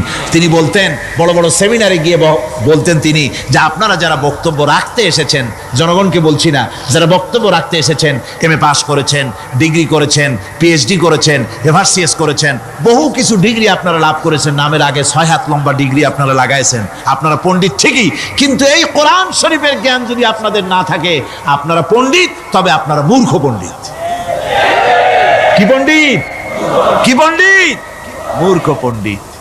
ওরা বলে যে মৌলবীরা জানে কি, মৌলবীরা জানে কি? আরে ভাই, মৌলবীদের কাছে তো আসল জ্ঞান আছে। সুবহানাল্লাহি ওয়া বিহামদি। এখানে সবটা আছে। আপনারা এখানে আসেন, এটা বিশ্বাস করলে আপনি সবটা পেয়ে যাবেন। কোরআন বিশ্বাস করতে পারলে, কোরআন জানতে পারলে আপনি সব জানবেন। কোরআনে কারীমের মধ্যে আল্লাহ পাক কত কথা বলেছেন। এর মধ্যে আছে, আল্লাহ পাক বলেছেন, আফালা ইয়ানজুরুনা ইলাল ইবিলি কাইফা খুলিকাত। এই যে আমি উটগুলোরে বানাইছি, কেমনে বানাইলাম তোমরা কি দেখছো? উট কেমনে বানিয়েছি? মুফাসসিরিনে কেরাম এর উপরে অনেক আলোচনা করেছেন। তারা বলেছেন যে উট মরুভূমির জাহাজ, তারপরে উটের পিঠে একটা চুট আছে, কোন উটের পিঠে 2টা চুট আছে, মাঝখানে বসে একটারে হেলান দিয়ে আর একটা ধরে বসা যায়। আমি দেখছি 2টা চুটওয়ালা উট, আফ্রিকান উট আমি দেখেছি, যে চুট সুবহানাল্লাহ, দেখলে অবাক হয়ে যেতে হয় যে আল্লাহর কি কুদরত। উটের পৃষ্ঠে 2টা চুট, মাঝখানে আপনি বসবেন, পিছনেরটা একটা সোফা সেটের মতো, পিছনে হেলান দিলেন, আর সামনে যখন সে মরাল সম চড়াই উত্তরাই পথ দিয়ে নামা ওঠা করবে, তখন আপনি যেন পড়ে না যান, সেজন্য সামনেরটা বুকের সাথে জড়ায় ধরবেন। এরপরে কি সৃষ্টি আল্লাহর, সুবহানাল্লাহি ওয়া বিহামদিহি। জিরাফগুলি দেখুন, জিরাফগুলি তার মাথা কত বড় উঁচা। লন্ডন জুতে জিরাফ দেখলাম, সে জিরাফের দেহ থেকে তার মাথাটা 22 ফিট উঁচা। মানে সে যদি নিচে দাঁড়ায়, 3 তলা বিল্ডিং এর ছাদের উপরে নাস্তা দিলে তো নিচে দাঁড়ায় খাইতে পারে, এই অবস্থা। সেই জিরাফে পানি খাবে কেমনে? মাথা হলো অত উঁচায়, পিছনের ঠ্যাং 2টা খাটো, সামনের ঠ্যাং 2টো উঁচা, এখন পানি খাবে কেমনে? ওই মাথা নামাইতে গেলে ঠ্যাং তো অনেক উঁচা। আল্লাহ পাক এমন সুন্দর ব্যবস্থা করলেন, সামনের 2টা ঠ্যাং এভাবে সরায় দেওয়ার মতো। ও যখনই পানি খায় দেখলাম 2টা ঠ্যাং অনেক ছেড়ায় দেয়, 2 দিকে ঠ্যাং চলে যায়, তখন মাথাটা সহজে নিচে নামায় আসে, পানি খাইতে পারে। এই সুযোগগুলি আল্লাহ সুবহানাহু ওয়া তাআলা তিনি করে দিয়েছেন। ওমা কুন্না আনিল খালকি গাফিলিন, আমি আমার সৃষ্টি জগৎ সম্পর্কে অমনোযোগী নহি। সুবহানাল্লাহি ওয়া বিহামদিহি। ভল্লুকগুলি কি বিরাট বিরাট একটা ভল্লুক। শ্বেত ভল্লুক দেখেছি, কৃষ্ণ ভল্লুক দেখেছি, হাঁটতেছে মনে হয় যেন পায়ের তলায় হাফসুল করা, ঠিক জুতা পায়ের তলাটা যেমন দেখা যায় ওই রকমের তলাটা, গায়ে একেবারে পশম। লোক ওই বরফের দেশে থাকতো, সে শীত কষ্ট না পায়, সেই জন্য আল্লাহ একটা কম্বল ওর গায়ে জড়ায় দিয়েছে, অটোমেটিক কম্বল। সুবহানাল্লাহি ওয়া বিহামদিহি। তো উট, আল্লাহ বলছেন উট কেমনে বানাইছি দেখছো? আফালা ইয়ানজুরুনা ইলাল ইবিলি কাইফা খুলিকাত। উট বানালাম কেমনে দেখেছিস? মানুষ অবাক হলো, আল্লাহ এত কথা থুইয়া উটের কথা বলছেন, কারণ নানান রকম মানুষ বলল। শেষ পর্যন্ত প্রাণীতত্ত্ববিদরা তারা আবিষ্কার করলেন মূল কারণটি। অনেক কারণ আছে আল্লাহ পাকে কথা বলার। উট তো মরুভূমির জাহাজ, তারপরে উট মানুষের অনেক উপকারে আসে, এ কথা বলা হয়েছে। প্রাণীতত্ত্ববিদরা খুঁজে খুঁজে তারা দেখতে পেয়েছে যে উটকে জবাহ করে দেখা গেছে উট সমস্ত প্রাণী বাতাস থেকে অক্সিজেন যতটা গ্রহণ করে ততটা ছেড়ে যায়, যতটা গ্রহণ করে ততটা ছেড়ে যায়। একমাত্র প্রাণী উট যে যতটা অক্সিজেন গ্রহণ করে বাতাস থেকে সবটা ছাড়ে না, 2/3 ছেড়ে দেয়, 1/3 তার লাংসের পাশে রাখার জন্য আল্লাহ পাক একটা চেম্বার তৈরি করেছেন। ওই চেম্বারের ভিতরে 1/3 অক্সিজেন থেকে যায়, কারণ পানিও রেখে, তার পানি রাখার জন্য রিজার্ভ ট্যাঙ্কি আছে, একটা ভেতরে একটা রিজার্ভ ট্যাঙ্কি আছে, অক্সিজেন রাখার একটা চেম্বার আছে। এগুলি কেন? এই জন্য যে মরুভূমির ভিতরে সাইমুম শিল্পী গোষ্ঠী না, কিন্তু ঝোড়ো হাওয়া, মরুভূমির ভিতরে ঝোড়ো হাওয়া, এই ঝোড়ো হাওয়া যখন আরম্ভ হয়ে যায় তখন মানুষ বাঁচতে পারে না, মানুষ টের পাইয়া সব বাড়িতে চলে যায়। মরুভূমিতে চড়ে বেড়ায় উট, সে যাবে কোথায়? ওর তো যাওয়ার জায়গা নাই। 7 দিন 8 দিন 1 সপ্তাহ 2 সপ্তাহ পর্যন্ত এই মরুভূমিতে ঝড় চলতে থাকে, বালুর ঝড়, কিচ্ছু দেখা যায় না। ওখানে দেখছিলেন বালুর পাহাড়, কালকে আজকে দেখবেন বালুর পাহাড় এখানে চলে আসছে। এইভাবে পাহাড় তৈরি হয়ে যায়, বালি উড়ায় নিয়ে যায় বাতাসে। এই বাতাসের ভিতরে বালু উঠতে থাকে সমানে, মানুষ প্রাণী কিছুই সেখানে শ্বাস করতে পারে না, বাঁচতে পারে না। উটের মতো প্রাণী যে মরুভূমিতে থাকে ও বাঁচবে কি করে? আল্লাহ সুবহানাহু ওয়া তাআলা ওর লাংসের পাশে অক্সিজেন রাখার চেম্বার করে পানির ট্যাঙ্কি তৈরি করে দিয়ে রেখে এমন কায়দা করেছেন, ও যখনই টের পায় যে ঝড় শুরু হবে, সাথে সাথে ঠ্যাং দিয়া মুখ দিয়া গর্ত করে বালুর ভিতরে মাথা ঢুকাইয়া 1 সপ্তাহ 2 সপ্তাহ থাকতে পারবে মাটির তলে, অক্সিজেনের অভাব হবে না। আফালা ইয়ানজুরুনা ইলাল ইবিলি কাইফা খুলিকাত, দেখো নাকি কিভাবে সৃষ্টি করেছি আমি এই সুন্দর উটকে, একবার দেখো, আর শুকরিয়া তোমার মাথা নত হবে। যত বড় কমিউনিস্ট হও, আল্লাহর জন্য সেজদা দিতে বাধ্য হবে যদি তোমার ঈমান এতটুকুনো থাকে। আমার ভাইরা, আল্লাহ রাব্বুল আলামিন অসংখ্য প্রাণী সৃষ্টি করেছেন এবং সবগুলির প্রয়োজন তিনি মিটিয়েছেন। সুবহানাল্লাহ পড়েন। দেখুন সমুদ্রের ভিতরে তিমি চলতেছে, বিশাল তিমি। অনেকে দেখেন নাই, কেউ কেউ দেখেছেন, আমি দেখেছি তিমি মাছ, বিশাল তিমি। এই তিমি মাছ শত শত টন ওজন, একটা তিমি 150 টন 250 টন 500 টন 1000 টন, বিরাট বিরাট ওজনের তিমি মাছ। এই তিমি মাছ পানির নিচে থাকে, আবার পানির উপরেও আসে। উপরে আসবে কেমনে, নিচে যাবে কেমনে এত ওজন নিয়ে? আল্লাহ সুবহানাহু ওয়া তাআলা তার পেটের ভিতরে লক্ষ লক্ষ গ্যালন পানি ধরে, হাজার হাজার গ্যালন পানি ধরে এরকম একটা রিজার্ভ ট্যাঙ্ক তৈরি করেছে। ও যখন ডুবতে চায় তখন পিঠের উপর থেকে ডালাটা উন্মুক্ত করে দেয়, গলগল করে সমুদ্রের পানি পেটের মধ্যে ঢুকতে থাকে।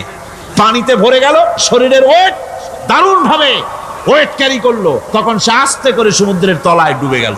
আবার যখন সে শ্বাস প্রশ্বাসের জন্য, অক্সিজেনের জন্য সমুদ্রের উপরে উঠতে চায়, তখন ডালাটা খুলে দিয়ে পাম্প দেয় নিজের শরীরে। পাম্প দিলে পরে তার ভিতর থেকে রক্ষিত পানির ফোর্স এত উঁচা হয়, অন্তত 10 মাইল দূর থেকে সেই পানির ফোয়ারা দেখা যায়। তিমি মাছের এই অবস্থা দেখে মানুষ তৈরি করেছে সাবমেরিন। আমি সাবমেরিনেও চড়েছি, দেখেছি দ্বিতীয় বিশ্বযুদ্ধে যে সাবমেরিন ব্যবহার করা হয়েছিল, পোর্টসমাউথে সেই সাবমেরিন আমাকে দেখানো হয়েছে, আমি দেখেছি। তাতেও ঠিক একই কায়দায় পানি ভরে পানির তলায় যায়, আবার ওঠার সময় পানি ছেড়ে উপরে চলে আসে। তিমি মাছ থেকেই মানুষ এটাকে গ্রহণ করেছে। মানুষের শিক্ষার জন্য অগণিত প্রাণী আল্লাহ সৃষ্টি করেছেন বিজ্ঞানের সাথে, তাই কোরআনের সংঘর্ষ নাই। বিজ্ঞান মানুষকে যত বেশি আবিষ্কার করবে, বিজ্ঞান কোরআন বোঝা মানুষের জন্য তত সহজ হবে। আর আপনারা যত জ্ঞানী হবেন, কোরআন যত পড়বেন, মাথা তত নত হবে।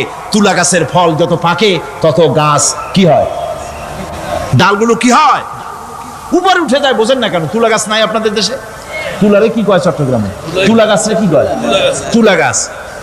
তুলা গাছের ফল যত পাকে তত গাছের ডাল কি হয়, যখন কাঁচা থাকে তখন নিচে থাকে, ডাল ঝুঁকে পড়ে, আর পাকলে পরে উপরে উঠে যায়। আর আম গাছের ফল যত পাকে তত ডাল কোথায় যায়? নিচে যায়। যারা মানুষের তৈরি করা এই সমস্ত জ্ঞানে যারা সমৃদ্ধ হয়, তারা ওই তুলা গাছের মতো আস্তে করে যতই জ্ঞানে বৃদ্ধ হয় ততই ডাল উপরের দিকে যায়, জ্ঞান তত হালকা হয়। আর কোরআন আমের মতো, কাঁঠালের মতো, মানুষের উপকারী এমন এক ফলের মতো, যত পাকে যত পড়ে, জ্ঞান যত সমৃদ্ধ হয়, ততই আল্লাহর সামনে মাথা নত হয়ে যায়। একটা রমজান মাস আল্লাহ দিলেন। নবীজি বলেছেন রমজান মুবারকের মাস আসার সঙ্গে সঙ্গে আল্লাহ রাব্বুল আলামিন তিনি জান্নাতের সমস্ত দরজাগুলি খুলে দেন, আর জাহান্নামের সব দরজাগুলি আল্লাহ রাব্বুল আলামিন বন্ধ করে দেন। সুবহানাল্লাহ।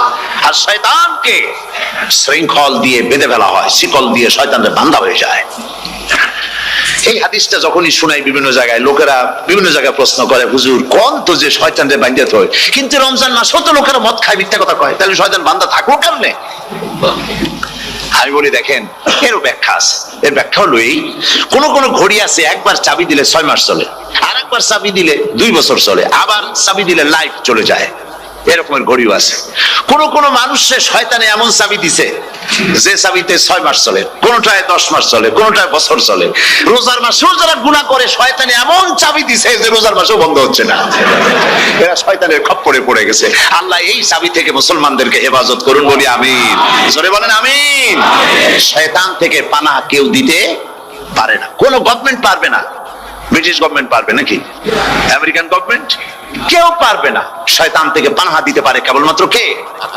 ওই আল্লাহ রাব্বুল আলামিন আমাদেরকে শিখায় দিয়েছেন, শয়তানের ওয়াসওয়াসা থেকে আমার কাছে পানাহ চাও। আউযু বিল্লাহি মিনাশ শাইতানির রাজিম। বিতাড়িত মরদুদ শয়তানের ওয়াসওয়াসা থেকে পানাহ চাই, আল্লাহর কাছে পানাহ চাও। আল্লাহ পাক বলেন আমি পানাহ দিতে পারি শয়তানের ওয়াসওয়াসা থেকে। শয়তান থেকে আশ্রয় একমাত্র সিকিউরড, নিরাপত্তা পেয়েছেন আল্লাহর পয়গম্বরেরা। সুবহানাল্লাহ। আম্বিয়া আলাইহিমুস সালাম তারা আল্লাহ কর্তৃক নিয়ন্ত্রিত, শয়তানের ক্ষমতা নাই পয়গম্বরদের কাছে যাওয়া। চতুর সীমানার ভেতরে শয়তান প্রবেশ করে কোন নবীকে ওয়াসওয়াসা দিতে পারবে না, বলি সুবহানাল্লাহ। এই জন্য শয়তান থেকে বেঁচে যাওয়া, শয়তানের ওয়াসওয়াসা থেকে বাঁচা খুবই কঠিন। সেই জন্য আল্লাহ পাক বলছে শয়তানকে বেঁধে রাখা হয়, জান্নাতের সমস্ত দরজা খোলা, জাহান্নামের সমস্ত দরজা বন্ধ হয়ে যায়। এই নিয়ামতের মাস আমাদের সামনে। প্রত্যেকটি যখন কোন ওয়ার্কশপ হয়, তো ওয়ার্কশপের জন্য এক একটা কি বলে সিলেবাস থাকে। রমজান মোবারক একটা ওয়ার্কশপ, এই ওয়ার্কশপের মধ্যে একটা সিলেবাস আছে, সেই সিলেবাসের নাম হচ্ছে কোরআন। কোরআন কোরআন কোরআন নাজিলের মাসে আমরা কি কোরআন তেলাওয়াত করি? বলেন। রোজা হচ্ছে, হাদিস শরীফের মধ্যে বলা হয়েছে আস-সাওমু জুন্নাহ, রোজা হচ্ছে ঢাল। রোজা কি কন্ত? ঢাল। বোঝেন তো ঢাল কি? প্রোটেক্টর। আপনি জিহাদের ময়দানে, যুদ্ধের ময়দানে নিরাপত্তার জন্য বাইরের থেকে আক্রমণকে ভিড়াবার জন্য কি ব্যবহার করেন? ঢাল ব্যবহার করেন। রোজা হচ্ছে ঢাল, শয়তানের সমস্ত আক্রমণ থেকে বাঁচার জন্য রোজা হচ্ছে ঢাল। রোজার দিনে কেউ যদি আপনার সাথে ঝগড়া করে, তাহলে রাসূল বলেছেন তুমি বলো, তুমি ঝগড়ায় প্রবৃত্ত হবে না। তোমার সাথে যদি কেউ ঝগড়া করে, তুমি বলবে ইন্নী সাইম, আমি রোজাদার। আমি তোমার মতো ঝগড়া করতে আমিও পারি, আমি তোমার মতো গালাগালি দিতে পারি, কিন্তু আমি দেব না, ঝগড়াও করব না, গালিও দেব না, মারামারিও করব না, কারণ আমি রোজাদার। সুবহানাল্লাহ। রোজা আপনাকে গুনাহ থেকে বাঁচায় দেবে। দেখেন রোজা কিভাবে গুনাহ থেকে বাঁচায়। মিথ্যেবাদী, মিথ্যেবাদী সারাক্ষণ মিথ্যে কথা বলে, কিন্তু রোজার মাস আসছে। এখন মিথ্যাবাদী যারা, তাদের ঘনিষ্ঠ লোকদের কাছে শুনেছি যে তারা বলে, যদি কোনো লোক দিনের বেলা এসে যায় আর এমন কথা, যে কথা বলতে গেলে মিথ্যা বলা ছাড়া উপায় নাই তার জন্য, সে তখন বলে ভাই তুমি তো অসময় আসছো, এখন আমি খুব ব্যস্ত, আই এম ভেরি বিজি, তুমি রাত্রে আসো। কথা বুঝতে পেরেছেন তো? রোজা হচ্ছে কি? রোজাটা কি বলে? ঢাল। কোন মেয়ে লোকের দিকে চোখ পড়লো, আহা আমি তো রোজাদার, চোখকে সাথে সাথে নিচে নামায় ফেললো। গানের আওয়াজ আসলো, আমি তো রোজাদার, সে গানটা শুনলো না। কাজে সমস্ত গুনাহ থেকে বাঁচার জন্য রোজা একটা বিরাট হাতিয়ার। সুবহানাল্লাহ। এটার নাম তাকওয়া। বাইন মাছ নিশ্চয়ই খেয়েছেন আপনারা, না লন্ডনে পাওয়া যায় না? পাওয়া যায়। এই বাইন মাছ যারা খেয়েছেন আপনারা, আমি জানি না আপনারা জানেন কিনা, বাইন মাছ কোথায় থাকে? পানিতে থাকে না কাদায় থাকে? মাশাআল্লাহ। বাইন মাছ থাকে কাদার মধ্যে। কিন্তু এই বাইন মাছ যারা ধরেছে তাদের মুখে শুনেছি আমি যে বাইন মাছ থাকে কাদায়, ওকে যখন ধরে টেনে বের করায় কাদার মধ্যে থেকে, এক ফোঁটা কাদা ওর গায়ে নাই। এই কলুষিত সমাজ, পাপে ভরপুর। গ্রেট ব্রিটেন, আমেরিকা, পাশ্চাত্য, আমাদের দেশ, সর্বত্র পাপ আর পাপ। এই পাপের মধ্যে বাইনা শুধু খাইয়েন না, ওর কাছ থেকে শিক্ষাও গ্রহণ করেন। ও যেমন কাদার মধ্যে থাকে, কাদা ওর গায়ে লাগে না, আপনিও এই সমাজের মধ্যে আপনি আপনার কাজ চালিয়ে যান, পাপ যেন আপনাকে স্পর্শ না করে। আল্লাহ যেন পাপের থেকে আমাদের বাঁচান। আমরা বলি আমিন, সবাই বলেন আমিন। এটার নাম হচ্ছে তাকওয়া। আর তাকওয়া লম্বা জামায় তাকওয়া হয় না, লম্বা দাড়িতে তাকওয়া হয় না, পাগড়ি একটা বানলেই তাকওয়া হয় না। রাসূলুল্লাহ সাল্লাল্লাহু আলাইহি ওয়াসাল্লাম বলেছেন তাকওয়া হা হুনা, হা হুনা, হা হুনা, তিনবার বলেছেন, বুকের দিকে দেখায় বলেছেন তাকওয়া হা হুনা। তাকওয়া হচ্ছে এখানে। এর অর্থ এই নয় যে আমি দাড়িকে আমি ছোট করে দেখছি, জামাকে ছোট করে দেখছি, তা নয়। কিন্তু বলছি যে তাকওয়াটা হচ্ছে অন্তরের ভেতরে। এই অন্তরের ভেতর থেকেই এটার বহির প্রকাশ হতে হবে। আপনার কথায়, আপনার বলায়, আপনার ওঠায়, আপনার বসায়, আপনার চালচলনে, আপনার বিয়ে শাদীতে, আপনার ব্যবসা বাণিজ্যের সর্বত্র তাকওয়ার ছাপ প্রদর্শিত হতে হবে। তাহলেই আমার মধ্যে তাকওয়া এসেছে বলে প্রমাণ হবে। আর এটাই আল্লাহ পাক চান, রমজান মুবারকে তোমাদের মধ্যে তাকওয়া সৃষ্টি হোক। রোজা সম্পর্কে এই কথাগুলি আমি বলে নিলাম। প্রথম 10 দিন শুধু রহমত নাজিল হবে, দ্বিতীয় 10 দিনে আল্লাহ পাক শুধু মাফ করতে থাকবেন, আর তৃতীয় 10 দিনে আল্লাহ পাক জাহান্নাম থেকে মুক্ত করে দিবেন। সুবহানাল্লাহ। রমজানে মক্কা শরীফে, মদিনা শরীফে ছোট্ট একটা বাচ্চাও ঘুমায় না। অন্তত 5-7 বছর, 8-10 বছর বয়স হয়ে গেছে এরকম বাচ্চা সারা রাত্রে 1 সেকেন্ডের মধ্যে ঘুমায় না। সমস্ত লোক জাগে, ফজরের নামাজ পড়তে গিয়ে ঘুমায়, সব সমানে 2 হাতে নেকি কামাই করে। নেকি কামাইয়ের মৌসুমে বাহার। রমজান হচ্ছে নেকি কামাইয়ের বসন্তকাল। আপনারা যেন খবরদার মিস করবেন না, মিস করবেন না, খবরদার। এই মাসটা পুরোপুরি কাজে লাগাবার জন্য মায়েরা, আমার মায়েরা, বোনেরা, মেহেরবানি করে এই মাসটা কাজে লাগাবেন। গীবত গাইবেন না, রাগারাগি করবেন না, ঝগড়াঝাটি করবেন না, মিথ্যা কথা বলবেন না, তেলাওয়াত, জিকির, আজকার। আর পুরুষেরাও এই জিকির আজকারের মধ্যে, মানুষকে ভালো কাজের আদেশ করার মধ্যে যা আজকে আল্লাহ আমার দিয়ে বলাইলেন, এই কাজগুলি আমি এবং আপনারা সবাই যেন আমল করতে পারি। আল্লাহ তৌফিক দান করুন। যে ব্যক্তি তওবা করে আল্লাহর পথে চলে, নেক আমল করে, পেছনের জীবনের দোষ ত্রুটি যা করেছেন সবগুলির বদলে আল্লাহ রব্বুল আলামিন নেকি লিখে দিবেন। জোরে বলেন সুবহানাল্লাহ। তার মানে হচ্ছে জীবনে যত অপরাধ করেছিল, তওবা করে যখন ভালো কাজ করবে, আর পেছনের কথাগুলি যখন মনে করবে গভীর রাত্রে, আল্লাহ আমি এই ধরনের পাপ করেছিলাম, চুরি করেছি, ডাকাতি করেছি, জেনা করেছি, মদ খেয়েছি, মিথ্যা কথা বলেছি, এই সব কথা বলে যত অনুশোচনা করবে আর অনুতপ্ত হবে, চোখ দিয়া যত পানি পড়বে, নতুন নতুন করে তার আমল নামে আল্লাহ নেকি লিখতে থাকবেন। জোরে বলেন সুবহানাল্লাহ। রব্বুল আলামিন তার বান্দাকে এত ভালোবাসেন, একজন সাহাবী কতগুলি পাখির বাচ্চা নিয়ে রাসূলের কাছে হাজির হয়েছেন। আল্লাহর নবী বলেন, এই পাখির বাচ্চাগুলি আনলা কেন? সাহাবী বলেন, হুজুর এই পাখির বাসাটা ভেঙে গিয়েছিল, বাচ্চাগুলি যখন ধরলাম ওর মা আমার মাথার উপরে ঠোকরাতে লাগলো, সে নিজের জীবনের মায়াকে উপেক্ষা করে বাচ্চাগুলিকে হেফাজত করার জন্য আমার উপরে ঝাঁপিয়ে পড়লো। আমি নিয়ে এসেছি এখানে, এই দেখুন ঘরের মধ্যে ঢুকেছে, এখানে ওই পাখিটা এসেছে। আমি রাসূলকে দেখাতে এলাম প্রাণী জগতে মায়ের সন্তানের প্রতি কত মায়া, সেটা দেখাতে এলাম। আল্লাহর নবী বলেন, ও সাহাবী, প্রাণী জগতে সন্তানের প্রতি মায়ের কতটুকু মহব্বত তুমি তাই আমাকে দেখাতে এসেছো। শোনো, এই প্রাণী জগতে সন্তানের প্রতি মায়ের যত মহব্বত, তার চাইতে লক্ষ কোটি গুণে বেশি মহব্বত বান্দার প্রতি আল্লাহ রব্বুল আলামিনের। মহব্বতকে, করুণাকে, রহমতকে, ভালোবাসাকে 100 ভাগ করা হয়েছে। 100 ভাগ করে 99 ভাগ আল্লাহ নিজের কাছে রেখেছেন, আর একটা ভাগ তামাম পৃথিবীর প্রাণী জগতে আল্লাহ ছড়াই দিয়েছেন। একটা ভাগ দিয়েছেন সারা দুনিয়ার প্রাণী জগৎ। সেই একটা ভাগে এই শত সহস্র কোটি প্রাণীর মধ্যে যেটুকুন আমরা পাইছি, এতটুকুন মহব্বতে সন্তানের জন্য কলিজায়, সন্তানের কোনো অকল্যাণ হলে কলিজায় পানি থাকে না, সন্তানের কোনো অসুবিধা হলে বা মা বাপের কষ্ট হলে বা কারো কোনো কষ্ট হলে আমরা এই ধরনের আমাদের অবস্থা সৃষ্টি হয়ে যায়। 1 ভাগ তামাম পৃথিবীর সমস্ত প্রাণী জগতে ছড়ায় দেওয়ার পর আমাদের অবস্থা যদি এই হয়, তাহলে 99 ভাগ রহমত যার কাছে, বান্দার প্রতি তার মহব্বত কতখানি। আমার বন্ধুগণ, রাসূল পাক সাল্লাল্লাহু আলাইহি ওয়াসাল্লাম বলেছেন, ও সাহাবীরা, একজন লোক উটের পৃষ্ঠে যাচ্ছিল কোথাও, উটের পৃষ্ঠে তার খাবার আছে, পানিও আছে, যেতে যেতে মরুদ্যানের মধ্যে সে বিশ্রাম করলো। ঘুমের থেকে জেগে দেখে উট নাই, খাবার নাই, পানিও নাই। বড় লোকটা কেমন পেরেশান হয়। সাহাবীরা বলেন, হুজুর উট হচ্ছে মরুভূমির জাহাজ, উট হারায় গেছে, টাকা পয়সা যা ছিল, খাদ্য খাবার ছিল, সব চলে গেছে, এর থেকে পেরেশানি তো আর কিছুই হয় না। হুজুর বলেন, লোকটা খানিকক্ষণ চিন্তা ভাবনা করতে করতে কিছুক্ষণ পর দেখলো উট ফিরে এসেছে, সমস্ত টাকা তার ওই খাদ্য আর পানিও নিয়ে হাজির হয়ে গেছে। বলো কেমন খুশি হয়? হুজুর, হযরত সাহাবীরা বলেন, হুজুর এর থেকে খুশি আর কি হতে পারে? লোকটার দিল তো ভরে যাবে। আল্লাহর নবী বলেন, ওগো সাহাবীরা, কোন বান্দা যদি আল্লাহর থেকে নাফরমান হয়ে যায়, নামাজ ছেড়ে দেয়, জিনা ব্যভিচার বদমাশি নাফরমানিতে যদি যখন লিপ্ত হয়ে যায়, উঠারা ব্যক্তি উট পাওয়ার জন্য যেমন পেরেশানি বোধ করে, আল্লাহ রাব্বুল আলামিন তার ওই নাফরমান বান্দার জন্য আল্লাহ রাব্বুল আলামিন ফিরে আসার জন্য আল্লাহ রাব্বুল আলামিন চান। বান্দা যখন নাফরমান বান্দা নিজের গুনাহ বুঝতে পেরে যখন সিজদায় পড়ে গিয়া কান্দে, রব্বুল আলামিন আমার গুনাহ মাফ করে দাও, এইভাবে যখন কাঁদতে থাকে, রব্বুল আলামিন আল্লাহর হাবিব বলেন, উঠা ব্যক্তি উঠ পেরে পড়ে, ওই ব্যক্তি যত খুশি হন। কোন নাফরমান বান্দা যখন সিজদায় পড়ে যায়, আল্লাহ রব্বুল আলামিন এর চাইতে লক্ষ কোটি গুণে বেশি খুশি হয়ে যান।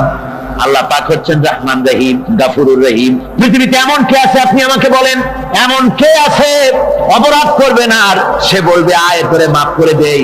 বলেন এরকম আছে নাকি? কেউ বলেন আছে? এমন কি বাপ মা ছেলে অন্যায় করেছে, বাপ মার দিল চায় ছেলেটা যদি মাফ চাইতো বড্ড ভালো হতো, ওর সাথে প্রাণ ধরে কথা বলতাম, বুকের সাথে জড়িয়ে নিতাম, কিন্তু মুখ খুলে বলে না যে অপরাধ করেছিস মাফ চাইয়া যা, সেরকম বলে। মাও বলে না, বাপেও বলে না, কিন্তু একমাত্র মহান সত্য রব্বুল আলামিন বান্দা যখন গুনাহ করে আল্লাহ ডাকে, বান্দারে গুনাহ করেছিস ফিরে আয়, আমি তোরে মাফ করে দেব।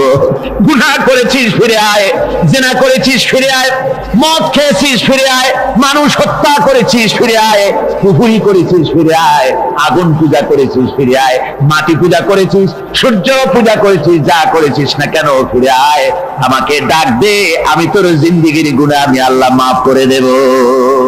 এই জন্য আল্লাহ রাব্বুল আলামিনকে যখন কোন বান্দা একবার ডাকে, দিল থেকে কলিজা থেকে একটা ডাক যদি দেয়, আল্লাহ হাজার ডাকের তুলনায় একটা ডাক আল্লাহ কলিজা থেকে ডাক। এই ডাকটা কোথা থেকে? কলিজা থেকে। দিল সে जुबात निकलती है, असर रखती है, पर नहीं मगर ताकते परवाज रखती है। অন্তর থেকে যে কথা বেরোয় তা প্রভাব বিস্তার করে। কলিজা থেকে যদি কেউ ডাক দেয় আল্লাহ, কলিজার একটা ডাক আলাদা না? বলেন আলাদা কিনা? কলিজা থেকে ডাক বলেন না সবাই আল্লাহ। কলিজা থেকে একটা ডাক যদি কেউ ভাবে আল্লাহকে ডাক দেয় আল্লাহ, আল্লাহ রাব্বুল আলামিন বান্দা যখন একবার ডাক দেয়, আল্লাহ তখন 70 বার লাব্বাইক বলেন, 70 বার সাড়া দিয়া বলে, বান্দা কি চাও? আমি তোর কাছে হাজির। কি চাস বল, আমি মাফ করে দেব। সুতরাং আল্লাহ রাব্বুল আলামিন বলছেন, আমার কাছে ক্ষমা চাও, মাফ চাও, আমার কাছে মাফ চাও, যত মাফ চাইবে আমি মাফ করে দেব। পৃথিবীতে এমন কেউ নাই যার কাছে বেশি চাইলে তিনি খুশি হবেন। আল্লাহ রাব্বুল আলামিন এমন এক সত্তা যার কাছে যত বেশি চাওয়া যাবে তিনি তত বেশি খুশি হবেন। হর হমেশা দেনে কো वो तैयार है, जो न मांगे उससे वो बेजार है। যত বেশি চাওয়া যায় আল্লাহর কাছে আল্লাহ তত খুশি হন, আর যে ব্যক্তি চায় না আল্লাহর কাছে আল্লাহ তার উপরে বেজার হয়ে যান। ওয়ামান তাবা ওয়া আমিলা সালিহান ফাইন্নাহু ইয়াতুবু ইলাল্লাহি মাতাবা। আর যারা তওবা করে, নেক আমল করে, তার আল্লাহর দিকে ফিরে আসে, যেমনটি তার আশা উচিত তেমন ভাবে সে আল্লাহর কাছে ফিরে আসে, তার মানে হলো তওবা মাফ, তওবা কবুল করার জন্য, গুনাহ মাফ করার জন্য পৃথিবীতে কেউ নাই। আছে কেউ? গুনাহ কি কেউ মাফ করতে পারে? দুনিয়ায় কেউ পারে? আকাশে কেউ পারে? আল্লাহ ছাড়া কেউ গুনাহ মাফ করতে পারে? যদি মানুষ তওবা করে, রব্বুল আলামিন বলেন সে এমন ভাবে তওবা করে আল্লাহর কাছে ফিরে এসেছে যেখানেই তার আসা উচিত, এই জায়গা ছাড়া আর তার কোনো যাওয়ার জায়গা নাই। সুতরাং সে জায়গা মতো এসেছে, অনুতপ্ত এবং অনুশোচনা করেছে। আল্লাহ পাক এ ধরনের অনুতপ্তকারী, অনুশোচনাকারীকে রব্বুল আলামিন ক্ষমা করে দিয়ে থাকেন। ওয়াল্লাযীনা লা ইয়াশহাদুনা আয-যুর ওয়া ইযা মাররু বিল-লাগবি মাররু কিরামা। আর যারা মিথ্যার সাক্ষ্য হয় না, রহমানের বান্দা তারা যারা মিথ্যার সাক্ষ্য হয় না, এটা হচ্ছে ষষ্ঠ বৈশিষ্ট্য। আর তারা কোনো অনর্থক, কোনো নিরর্থক কোনো কাজ যদি দেখে, ঘটনা দেখে, সেখান থেকে তারা শরীফ মানুষের মতো, একেবারে নিতান্ত ভদ্র মানুষের মতো সেখান থেকে কেটে পড়ে। গান বাজনা হচ্ছে, নাটক হচ্ছে, অশ্লীলতা হচ্ছে, গালাগালি হচ্ছে, অনর্থক কোনো কাজ হচ্ছে, নিরর্থক কোনো অনুষ্ঠান কিছু একটা হচ্ছে, ওখান থেকে একটা ভদ্রলোকের মতো, যেমন কোন দুর্গন্ধময় জায়গা থেকে মানুষ যখন যায়, নাকে রুমাল দিয়ে আস্তে করে সেখান থেকে পাশ কেটে চলে যায়, ঠিক কিনা? ঠিক ওইভাবে করে আল্লাহ পাক বলছেন, আমার মুমিন বান্দারা এই ধরনের কোনো অনর্থক নিরর্থক যে কাজের মধ্যে কোনো পরকাল নাই, আল্লাহ নাই, দুনিয়ার মানুষের স্বার্থ নাই, দেশের স্বার্থ নাই, রাষ্ট্রের স্বার্থ নাই, জনগণের স্বার্থ নাই, এই ধরনের সমস্ত গাল গপ্প নাটক উপহাস, এই ধরনের মজা, এই ধরনের অনুষ্ঠান যখন দেখে আমার মোমেন বান্দারা সেখানে দাঁড়ায় না। ময়লার কাছ থেকে নাকে রুমাল দিয়ে মানুষ যেমন চলে যায়, এই লোকটি তখন অত্যন্ত ভদ্রের মতো আস্তে করে পাশ কেটে বেরিয়ে যায়। والذين إذا ذكروا بآيات ربهم لم يخروا عليها صما وعميانا। আর আমার বান্দাদের 7 নম্বরের রহমানের বান্দা, খাঁটি বান্দা যারা, তাদের 7 নম্বরের বৈশিষ্ট্য হচ্ছে এই যে ওই সমস্ত বান্দারা তাদের কাছে যখন আমার আয়াতকে শোনানো হয়, আমার কোরআন তেলাওয়াত করে আমার আয়াত করে যখন নসিহত শোনানো হয়, তখন তারা বোবার মতো বদিরের মতো বসে থাকে না। তারা বুঝতে পেরেছে? রহমানের খাঁটি বান্দা যারা, তাদের কাছে কোরআনের কথা ওয়াজ করে যখন শোনানো হয়, আল্লাহর কালাম যখন শোনানো হয়, আয়াত পড়ে পড়ে যখন নসিহত শোনানো হয়, লাম ইয়াখিরু আলাইহা সুম্মান ওয়া উমিয়ানা, তখন ওই ব্যক্তি অন্ধ এবং বধিরের মতো চুপ করে বসে থাকে না, বরং আমল করা শুরু করে দেয়। জোরে বলেন সুবহানাল্লাহ। যখন সে জানলো যে এগুলি হলো আল্লাহর বিরোধী কাজ, এগুলি আল্লাহর কাজ, আল্লাহ রাসূলের কাজ, তখন তা পালন করা শুরু করে দেয়। এই 5 দিন ধরে কোরআনের যে কথাগুলি হলো, এই কথাগুলি শোনার পর আপনারা কি বসে থাকবেন? বসে থাকবেন? যারা বসে থাকবে এইগুলি শোনার পরে আল্লাহ তাদেরকে বলেছেন এরা হলো অন্ধ, এরা হলো বধির, এরা হলো বোবা। আমরা আল্লাহর এই যে কথা, আমরা কি অন্ধ আর বধির আর বোবা হবো নাকি? আমরা হবো না? আমরা অন্ধ নয়, বধির নয়, বোবা নই, বরং আল্লাহ যা বলেছেন, যা শুনলাম সামি'না ওয়া আতানা, এই 5 দিন ধরে যা শুনলাম আল্লাহর কথা, কার কথা শুনলাম? আর সমস্ত কথা আমরা আমল করবো। জোরে কোন আমিন। আল্লাহ যেন কবুল করেন। জোরে কোন আমিন। আমল করা কি? বসে না থাকা কি? বসে না থাকা হচ্ছে যা শুনলাম, আল্লাহর যা ফরজ, যা হুকুম, তা মানবো। আল্লাহ যা নিষেধ করেছেন তার থেকে ফিরে থাকবো, এটাই হলো কাজ।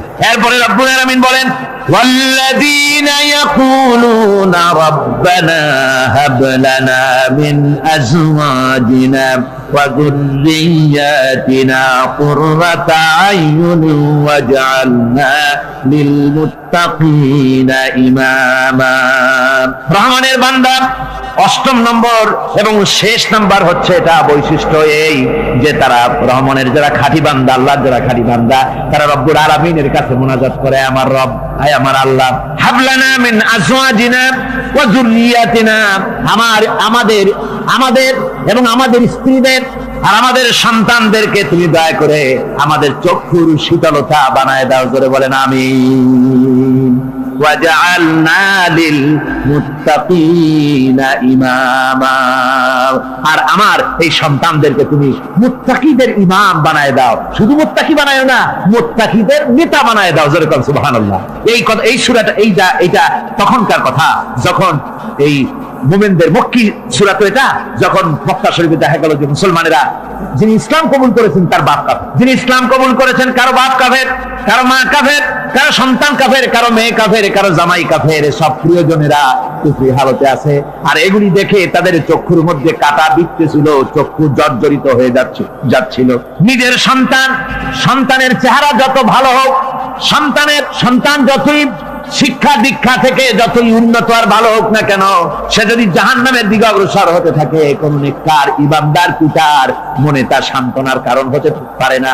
সে তখন আল্লাহর দরবারে, আল্লাহ পাক বলেন ওই মুমিন বান্দারা আমার কাছে দোয়া করে যে রব্বুল আলামিন আমার সন্তানদেরকে, আমার স্ত্রীদেরকে আমার চোখের শীতলতা বানাও, তাদের আমল আখলাক কেমন বানাও যাতে আমাদের চক্ষু ঠান্ডা হয়ে যায়। জোরে বলেন আমিন। জোরে বলেন আমিন। সন্তানদের জন্য আল্লাহর কাছে দোয়া করতে হবে।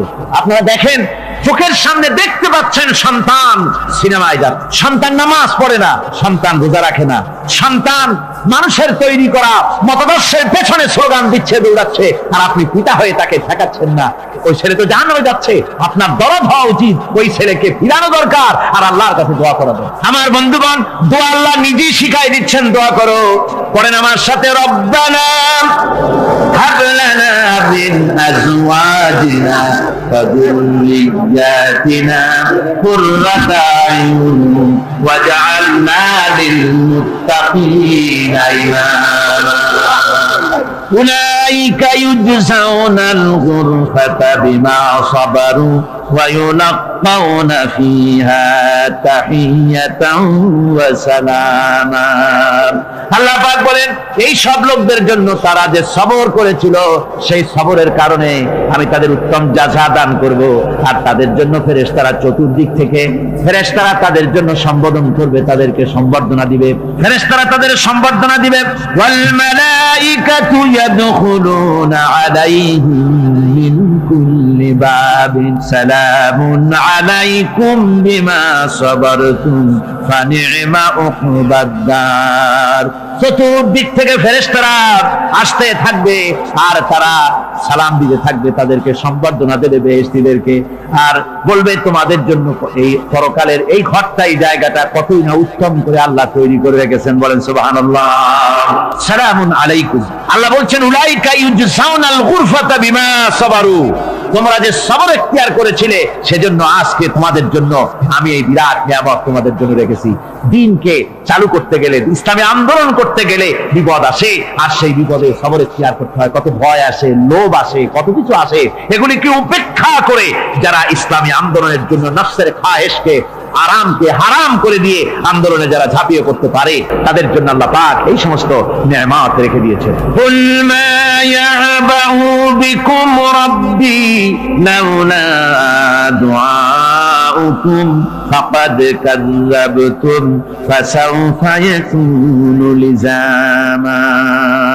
নবী আপনি এদেরকে বলেন, আপনি এই লোকগুলিকে বলেন যে তোমাদের ব্যাপারে আল্লাহর কি প্রয়োজন পড়েছে যদি তোমরা আল্লাহকে নাই ডাকো, আল্লাহর কাছে যদি দোয়া না করো, যদি হাত না পাতো, আল্লাহ কি যদি না ডাকো, তাহলে তোমাদের যদি আল্লাহর দরকার, ফাকাদ কাযাবতুম, তোমরা তো অস্বীকার করে চলছো। ফাসাউফা ইয়াকুনু লিজামা, খুব তাড়াতাড়ি করে তোমরা বুঝতে পারবে, এমন অবস্থা, এমন আযাব আসবে যে তখন তোমাদের প্রাণ বাঁচানোই দায় হয়ে পড়বে।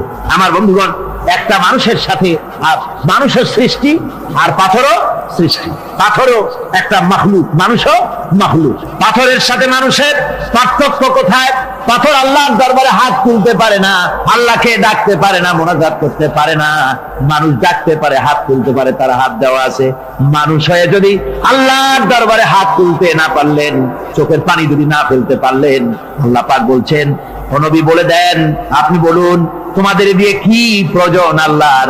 লাউলা দুআউকুম, তোমরা যদি সেই আল্লাহকে যদি না ডাকো, যদি তার কাছে হাত না তোলো, তাহলে তোমাদের দিয়ে আল্লাহর দরকারটা কি? তোমাদেরকে রব্বুল আলামিন তৃণখণ্ডের মতো উড়িয়ে দিবেন, কোন মর্যাদা থাকবে না আল্লাহর কাছে। সুতরাং মর্যাদা পেতে হলে আল্লাহকে ডাকতে হবে, আল্লাহর কাছে চাইতে হবে।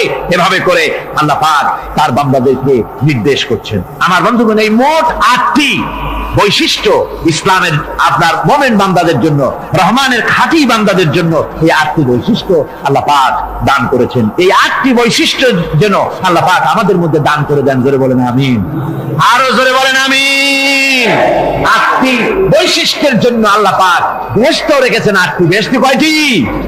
এই 8টি বেহেশতের দরওয়াজা আল্লাহ যেন আমাদের জন্য কিয়ামতে খুলে দেন। জোরে কোন আমিন। আমার ভাইরা, আল্লাহ রাব্বুল আলামিন এই কোরআন যে নাজিল করেছিলেন, এই কোরআন দিয়ে এই ধরনের নৈতিক গুণে গুণান্বিত একটা জনসমষ্টি তৈরি করেছিলেন আল্লাহর হাবিব জনাব মুহাম্মদ রাসূলুল্লাহ সাল্লাল্লাহু আলাইহি ওয়াসাল্লাম। আর সেই জনসমষ্টি দিয়ে রাসূল পাক সাল্লাল্লাহু আলাইহি ওয়াসাল্লাম একটি ইসলামী কল্যাণমূলক রাষ্ট্র তৈরি করেছিলেন। রাসূলুল্লাহ কি করেছিলেন? একটা রাষ্ট্র। এই যা বললাম, এই 5 দিন ধরে যা বললাম, এই সব গুণাবলী দিয়ে, এই সব বৈশিষ্ট্য দিয়ে রাসূলুল্লাহ একটা জনগোষ্ঠী তৈরি করেছিলেন। সেই জনগোষ্ঠী নিয়ে মক্কি জিন্দেগি থেকে রাসূলুল্লাহ মদিনায় আসলেন। আর মদিনায় এসে রাসূলুল্লাহ এখন রাষ্ট্রপ্রধান হয়ে গেলেন। কি হয়ে গেলেন? রাষ্ট্রপ্রধান, প্রেসিডেন্ট হয়ে গেলেন। রাসূলুল্লাহ আজকে প্রেসিডেন্ট, রাষ্ট্র হলো। আর কোরআন দিলেন সংবিধান হিসাবে, শাসনতন্ত্র হিসাবে। আল্লাহর নবী বললেন, আজকে আমি দেশবাসীকে এমন একটা কনস্টিটিউশন, এমন একটি সংবিধান দেশবাসীকে আমি দিলাম, যেই সংবিধানের বদৌলতে সমাজে আর চুরি থাকবে না, ডাকাতি থাকবে না, জেনা থাকবে না, ব্যভিচার থাকবে না। এর বদৌলতে মানুষ এখন দরজা খুলে ঘুমাতে পারবে, আর কোনো অশান্তি থাকবে না, চুরি হবে না, ডাকাতি হবে না, নারী ধর্ষণ হবে না, হত্যা হবে না, আরামের জমিন হয়ে যাবে, মানুষ শান্তিতে বসবাস করতে পারবে। হুজুর বললেন, খায়রুল কুরুনি কারনি, সর্বশ্রেষ্ঠ যুগ হচ্ছে আমার যুগ। আমার বন্ধুগণ, কোরআনের সমাজই ছিল পৃথিবীর সর্বশ্রেষ্ঠ সমাজ। সেই সমাজ ব্যবস্থাকে আমরা ভুলে গিয়েছি। আজকে সমাজতন্ত্র ব্যর্থ হলো কেন? কমিউনিজম ব্যর্থ হলো কেন? ব্যর্থ হওয়ার একমাত্র কারণ হলো তারা মানুষকে খেতে দিতে পারে নাই, পড়তে দিতে পারে নাই। পুঁজিবাদও ব্যর্থ, সমাজতন্ত্র ব্যর্থ।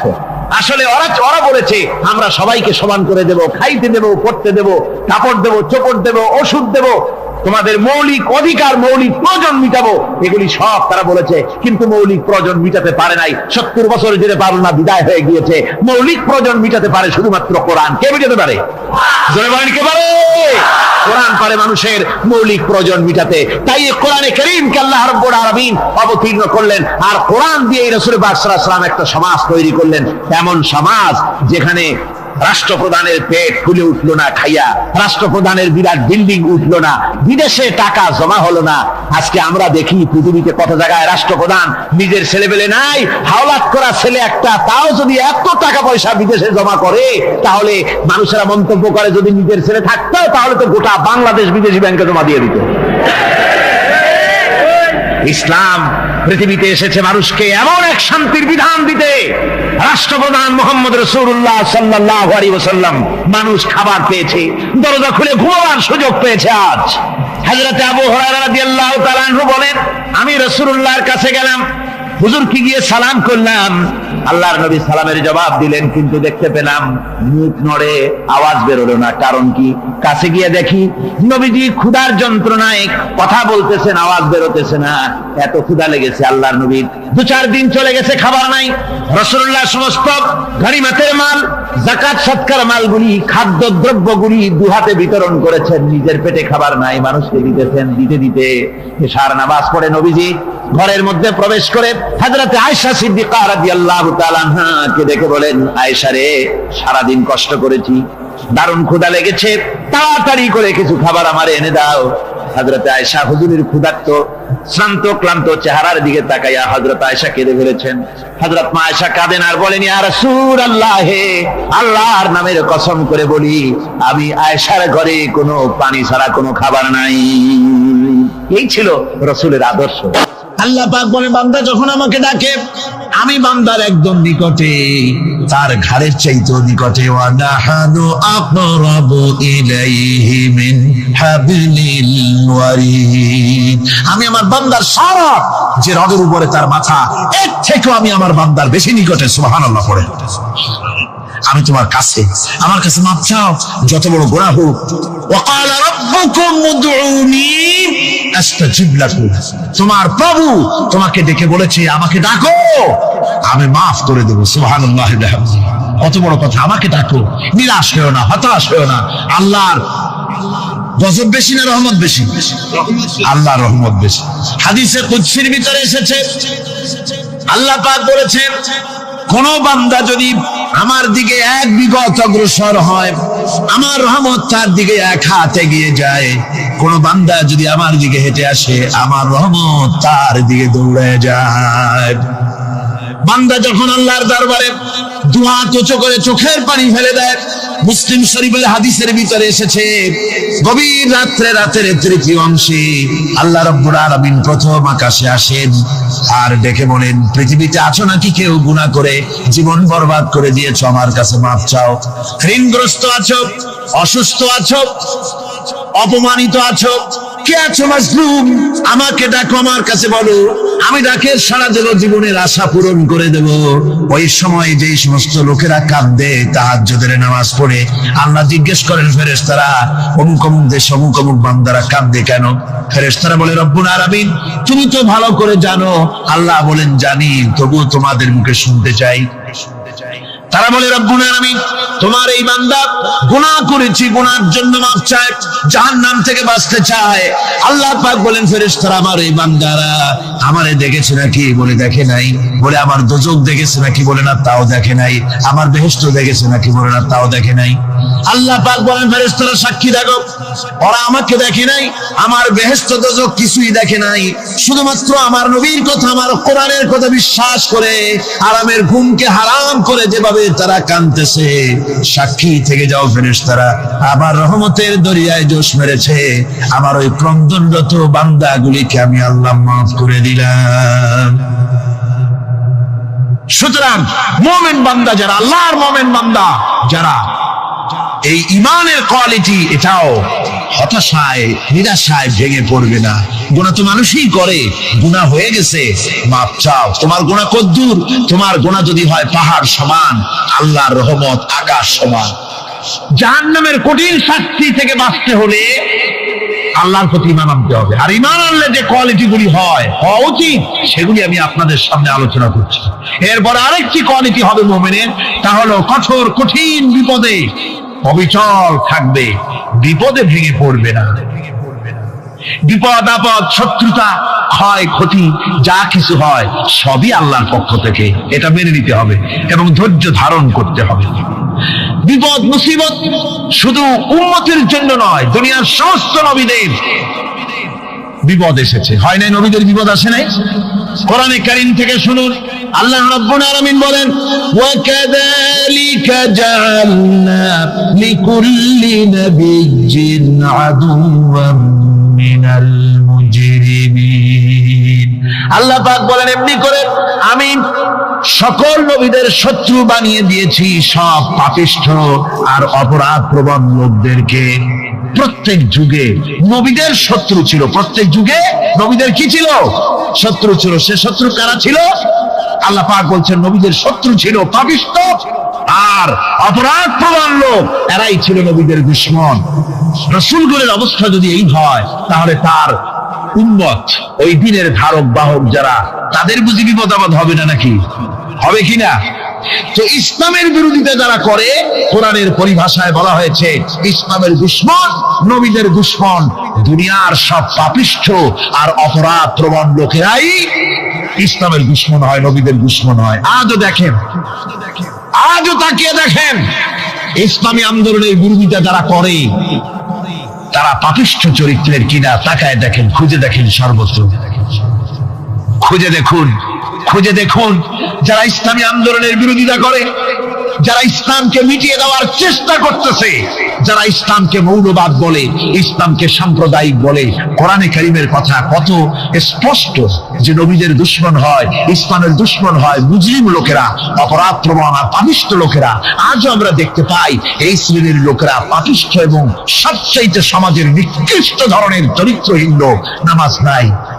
আপনি খুঁজে দেখেন ইসলামী আন্দোলনের বিরোধিতা যারা করছে, যারা নেতৃত্ব দিচ্ছে, নামাজ নাই, রোজা নাই, চরিত্র নাই, হজ নাই, যাকাত নাই, মদ, জুয়া, জেনা, ব্যভিচার ইত্যাদিতে লিপ্ত। চেহারা দেখলে ছেলেপেলেরা 2 গ্লাস পানি খায় ভস্ম ওঠে। কথা ঠিক কিনা কয়? এই হলো অবস্থা। মারে কেন? মুমিনদেরকে, পয়গম্বরদেরকে, সাহাবীদেরকে এবং ঈমানদারদেরকে মারে কেন? তার কারণ হচ্ছে আল্লাহ রাব্বুল আলামিন বলেছেন, ওয়া মা নাকামু মিনহুম ইল্লা আইয়ুমিনু বিল্লাহিল আজিজিল হামিদ। কাফিররা ঈমানদার লোকদেরকে অন্য কোন অপরাধী নির্যাতন চালায় না, নির্যাতন চালায় শুধু এই কারণে যেহেতু মুমিন লোকেরা পরাক্রমশালী, আল্লাহ রাব্বুল আলামিনের দ্বীনকে কায়েম করতে চায়, তার উপরে ঈমান এনেছে, এই কারণেই তারা মারে। ঠিক কিনা কন? যুগে যুগে নবীদের উপরে, সাহাবীদের উপরে যে অত্যাচার হয়েছে, সেই অত্যাচার এই কারণেই হয়েছে, অন্য কোনো কারণে নয়।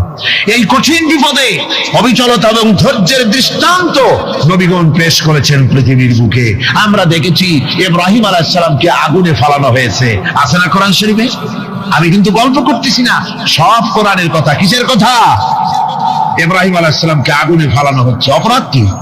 অপরাধ হচ্ছে হযরত ইব্রাহিম আলাইহিস সালাম দাওয়াত দিয়েছেন, লা ইলাহা ইল্লাল্লাহ। জোরে পড়েন, লা ইলাহা ইল্লাল্লাহ, লা ইলাহা,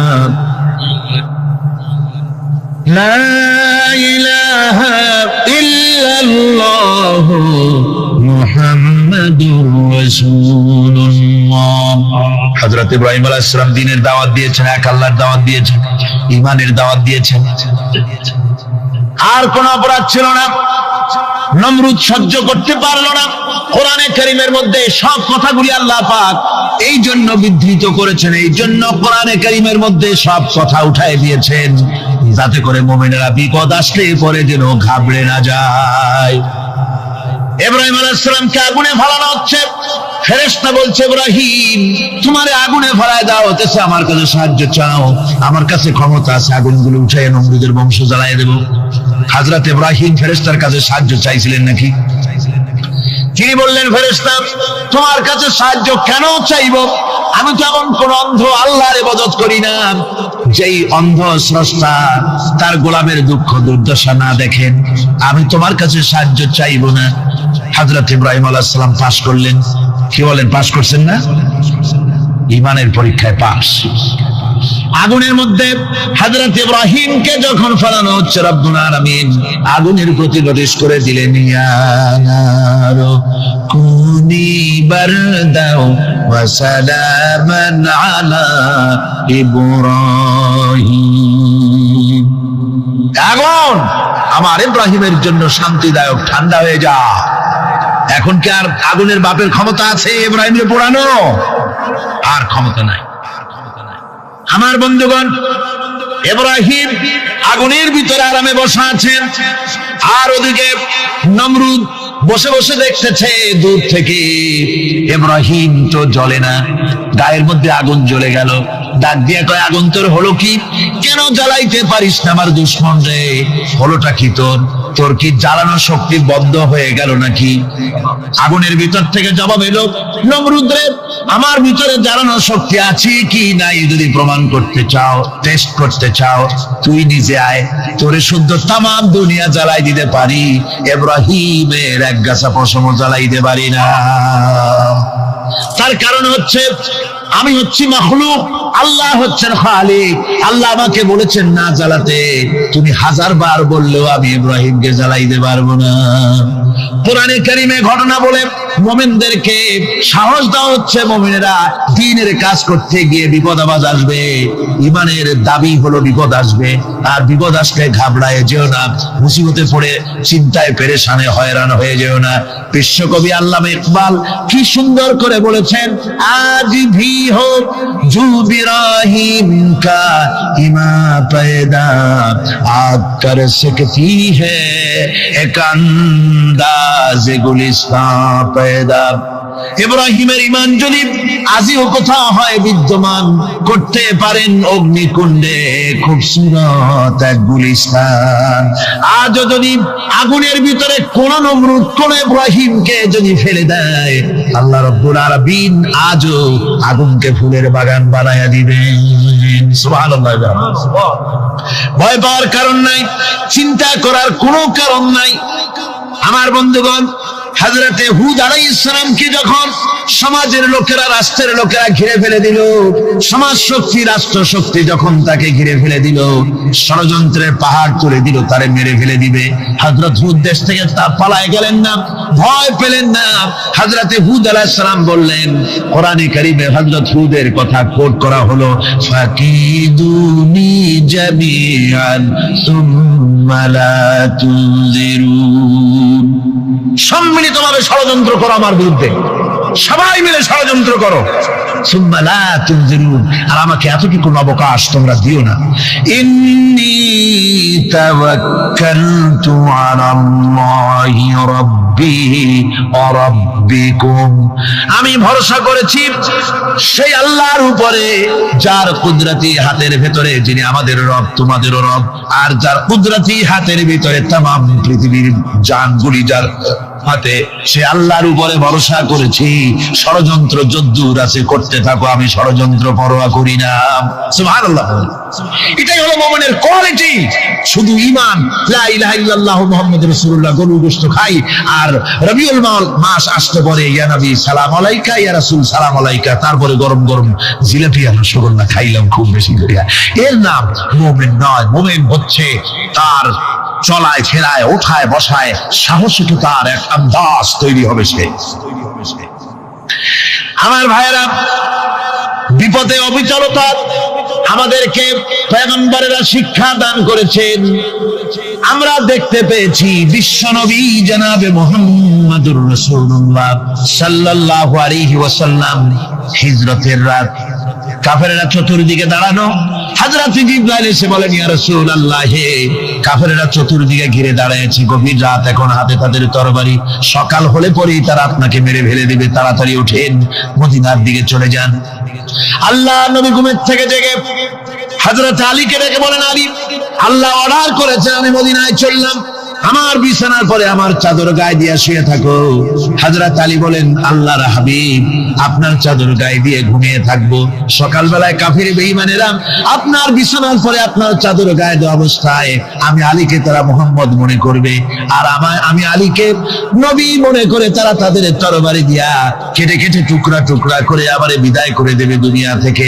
এতটুকুনো পরোয়া করি না, বরং আমার দিলের মধ্যে এটাই তৃপ্তি থাকবে যে আমি আলী জীবনের বিনিময় আল্লাহর হাবিব দুনিয়ায় বেঁচে আছেন। যে ব্যক্তি বিদ্রোহ করেছে এবং দুনিয়ার জীবনকে অগ্রাধিকার দিয়েছে তার জায়গা হচ্ছে জাহান্নাম। জোরে বলেন নাউজুবিল্লাহ। যে ব্যক্তি আল্লাহর সঙ্গে বিদ্রোহ করেছে আর পরকালের জন্য পাথর জোগাড় করে নাই, দুনিয়াকে অগ্রাধিকার দিল, পরকালকে ভুলে গেল, তার জায়গা হলো জাহান্নাম। وَأَمَّا مَنْ خَافَ مَقَامَ رَبِّهِ وَنَهَى النَّفْسَ عَنِ الْهَوَى فَإِنَّ الْجَنَّةَ هِيَ الْمَأْوَى।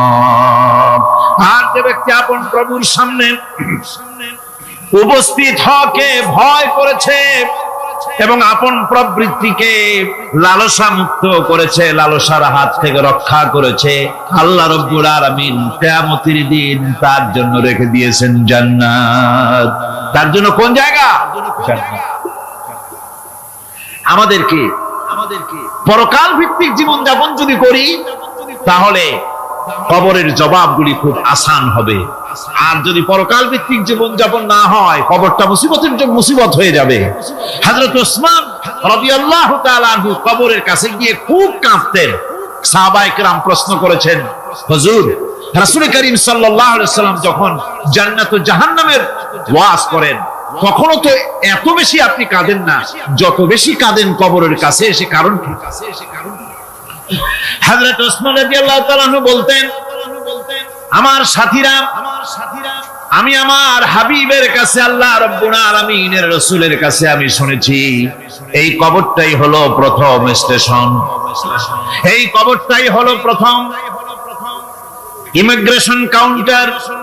এই জায়গায় কেউ যদি ধরা পড়ে যায়, কারো যদি চার্জশিট হয়ে যায়, সব জায়গায় ধরা পড়ে যাবে, হাসরে মিজানে সিরাতে কোনো জায়গায় নাজাত পাবে না।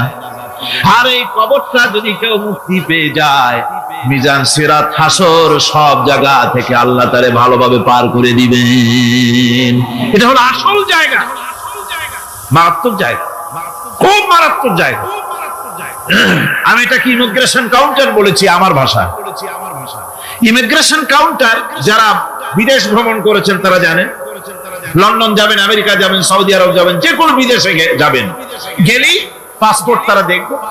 পাসপোর্টে আপনার ন্যাশনালিটি কোনটা সেটাই তারা জানতে চাইবে। আপনি কোন দল করেন এটা তারা জানতে চাইবে না। আপনি কোন ভাষায় কথা বলেন তাও তাদের জানার দরকার নেই।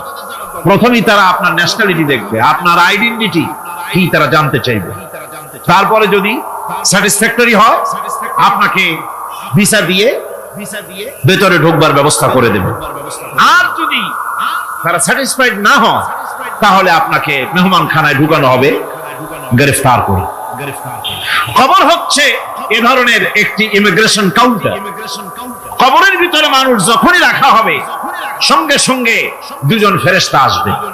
কবরের কাছে যারা এসেছিল দাফন হয়ে যাওয়ার পর এই লোকগুলি 40 কদম যেতে যতক্ষণ লাগে এর মধ্যেই দুজন ফেরেশতা এসে যাবে, এসে জিজ্ঞেস করবে, মান রব্বুকা, তুমি কোন দল করতে? ওটা তাদের জানার দরকার নেই।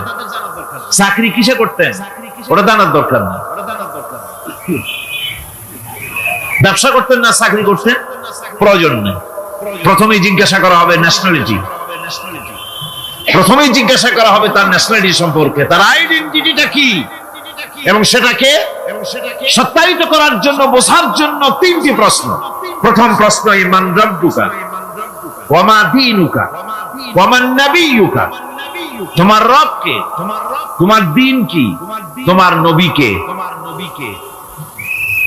যদি এই ব্যক্তি বেঈমান হয়, মুনাফিক হয়, সে বলবে হায় হাতা লা আদরি, হায় হাতা লা আদরি, জানি না আমার রবকে, আমি জানি না। তোমার দিন কি, দিন কারে কয় বুঝি না। এরপরে আল্লাহর নবী জনাবে মুহাম্মদ রাসূলুল্লাহ সাল্লাল্লাহু আলাইহি ওয়াসাল্লাম কে দেখানো হবে, বলা হবে মা কুনতা তাকুলু ফি হাদার রাজুল, এই ব্যক্তি সম্পর্কে তোমার ধারণা কি নিকে, বলবে আমি চিনি না। নাউযুবিল্লাহ। বাস, এরপরে তার যা হবার তাই শুরু হয়ে যাবে। আর যদি বান্দাটা মুমিন হয়, প্রশ্ন করা হবে মান রাব্বুকা, জবাব দেবে রব্বি আল্লাহ, আমার রব আল্লাহ রাব্বুল আলামিন। ওয়া মা দীনুকা, দীনুনা ইসলাম, আমার দিন হচ্ছে ইসলাম। এরপরে আল্লাহর নবীকে দেখানো হবে। কয়েক রকমের বর্ণনা আছে, কোন বর্ণনায় আছে হুজুরের আকারে দেখানো হবে, অথবা রাসূলকে সরাসরি দেখানো হবে। বলা হবে মা কুনতা তাকুলু ফি হাদার রাজুল, এই লোকটি সম্পর্কে ধারণা কি। মুমিন ব্যক্তি বলবে হাদা নবিয়ুনা মুহাম্মাদুর রাসূলুল্লাহ সাল্লাল্লাহু আলাইহি ওয়াসাল্লাম, ইনি আমার তো সেই নবী মুহাম্মাদুর রাসূলুল্লাহ সাল্লাল্লাহু আলাইহি ওয়াসাল্লাম। আমরা যদি এই রকমের জবাব দিতে পারি, আল্লাহ কবুল করো। সকলে জোরে করো আমিন। জবাব হয়ে যাওয়ার পর গায়ব থেকে আওয়াজ আসবে, ফাফরিসু বিল জান্নাতি ওয়ালবিসু বিল জান্নাহ, ও আমার ফেরেশতারা, আমার এই বান্দাকে জান্নাতের পোশাক পরায়া দাও, আর কবরটাকে জান্নাতের বিছানা বিছায়া দাও। জান্নাতের পোশাক পরায়া দাও, জান্নাতের বিছানা বিছায়া দাও। ইলা মাদ্দা বাসারিহি, তার চোখের দৃষ্টি যতদূর যায় কবরটা ততটা প্রশস্ত করে দাও। এরপর বেহেশতের পোশাক পরাইয়া, বেহেশতের বিছানা বিছায়া ফেরেশতা বলবে নূম কানাউমুল উরুস, ঘুমিয়ে যাও। দুলামিয়া যেমন বাসর সজ্জায় নতুন বউ নিয়ে আরামে ঘুমায়, এরকম আরামে ঘুমায় যাও। ইলা ইয়াউমিল কিয়ামা, কিয়ামত পর্যন্ত ঘুমায়, আরামে ঘুমিয়ে থাকবে। এরপরে সিংহায় ফুৎকার হবে, সিংহার ফুৎকারের আওয়াজে তার ঘুম ভেঙে যাবে। বলবে ইয়া ওয়াইলানা মান বা'আথানা মিন মারকাদিনা, হায় আফসোস, আমার এত আরামের ঘুম থেকে কে আমাকে জাগ্রত করলো, আমার ঘুমটারে নষ্ট করলো কে। আওয়াজ আসবে হাযা মা ওয়াদার রহমান ওয়া সাদাকাল মুরসালুন, এটা হচ্ছে রহমানের সেই ওয়াদা, আর মুরসালিনরা, নবীরা সত্য কথাই বলেছিলেন, সেই কিয়ামত অনুষ্ঠিত হচ্ছে। আমার বন্ধুগণ, সেজন্য এই দুনিয়ার মোহে পড়ে থাকলে পরে দুনিয়ায় যারা অগ্রাধিকার দিবে দুনিয়াকে পরকালের তুলনায়, জবাব দিতে পারবে না কবরের ভিতরে গিয়া। আর যারা পরকালকে অগ্রাধিকার দিবে, দুনিয়ার চাইতে পরকালকে বেশি অগ্রাধিকার দেবে, আর আল্লাহর ভয় কলিজার ভিতরে রাখবে, কবরের জবাব সঠিকভাবে দিতে পারবে, কিয়ামতের দিন আল্লাহ রাব্বুল আলামিন তাদের জন্য জান্নাত দান করবেন। জোরে বলেন আমিন। দুনিয়াটা হচ্ছে দুনিয়া যেখানে আমরা আছি। আমি আগেই বলেছি দুনিয়া হচ্ছে আদনা শব্দ থেকে এর উৎপত্তি হয়েছে। তুচ্ছ, নিকৃষ্ট, এটার দাম নাই, এটার মূল্য নাই। হযরত ইবনে কাইয়িম রাহিমাহুল্লাহ নওয়ারাল্লাহু মারকাদাহু ওয়া জাআলাল জান্নাতা মাথওয়াহু, হযরত ইবনে কাইয়িম তিনি বলছেন, সুন্দর করে বলছেন দুনিয়া সম্পর্কে, মা মাদা ফিদ দুনিয়া আহলামুন ওয়া মা বাকিয়া মিনহা আমানি ওয়াল ওয়াক্তু বাইনাহুমা দাইম। মা মাদা ফিদ দুনিয়া আহলামুন, জীবনের যে অংশ ফেলে এসেছি সেটা আজ একটা স্বপ্ন। ওয়া মা বাকিয়া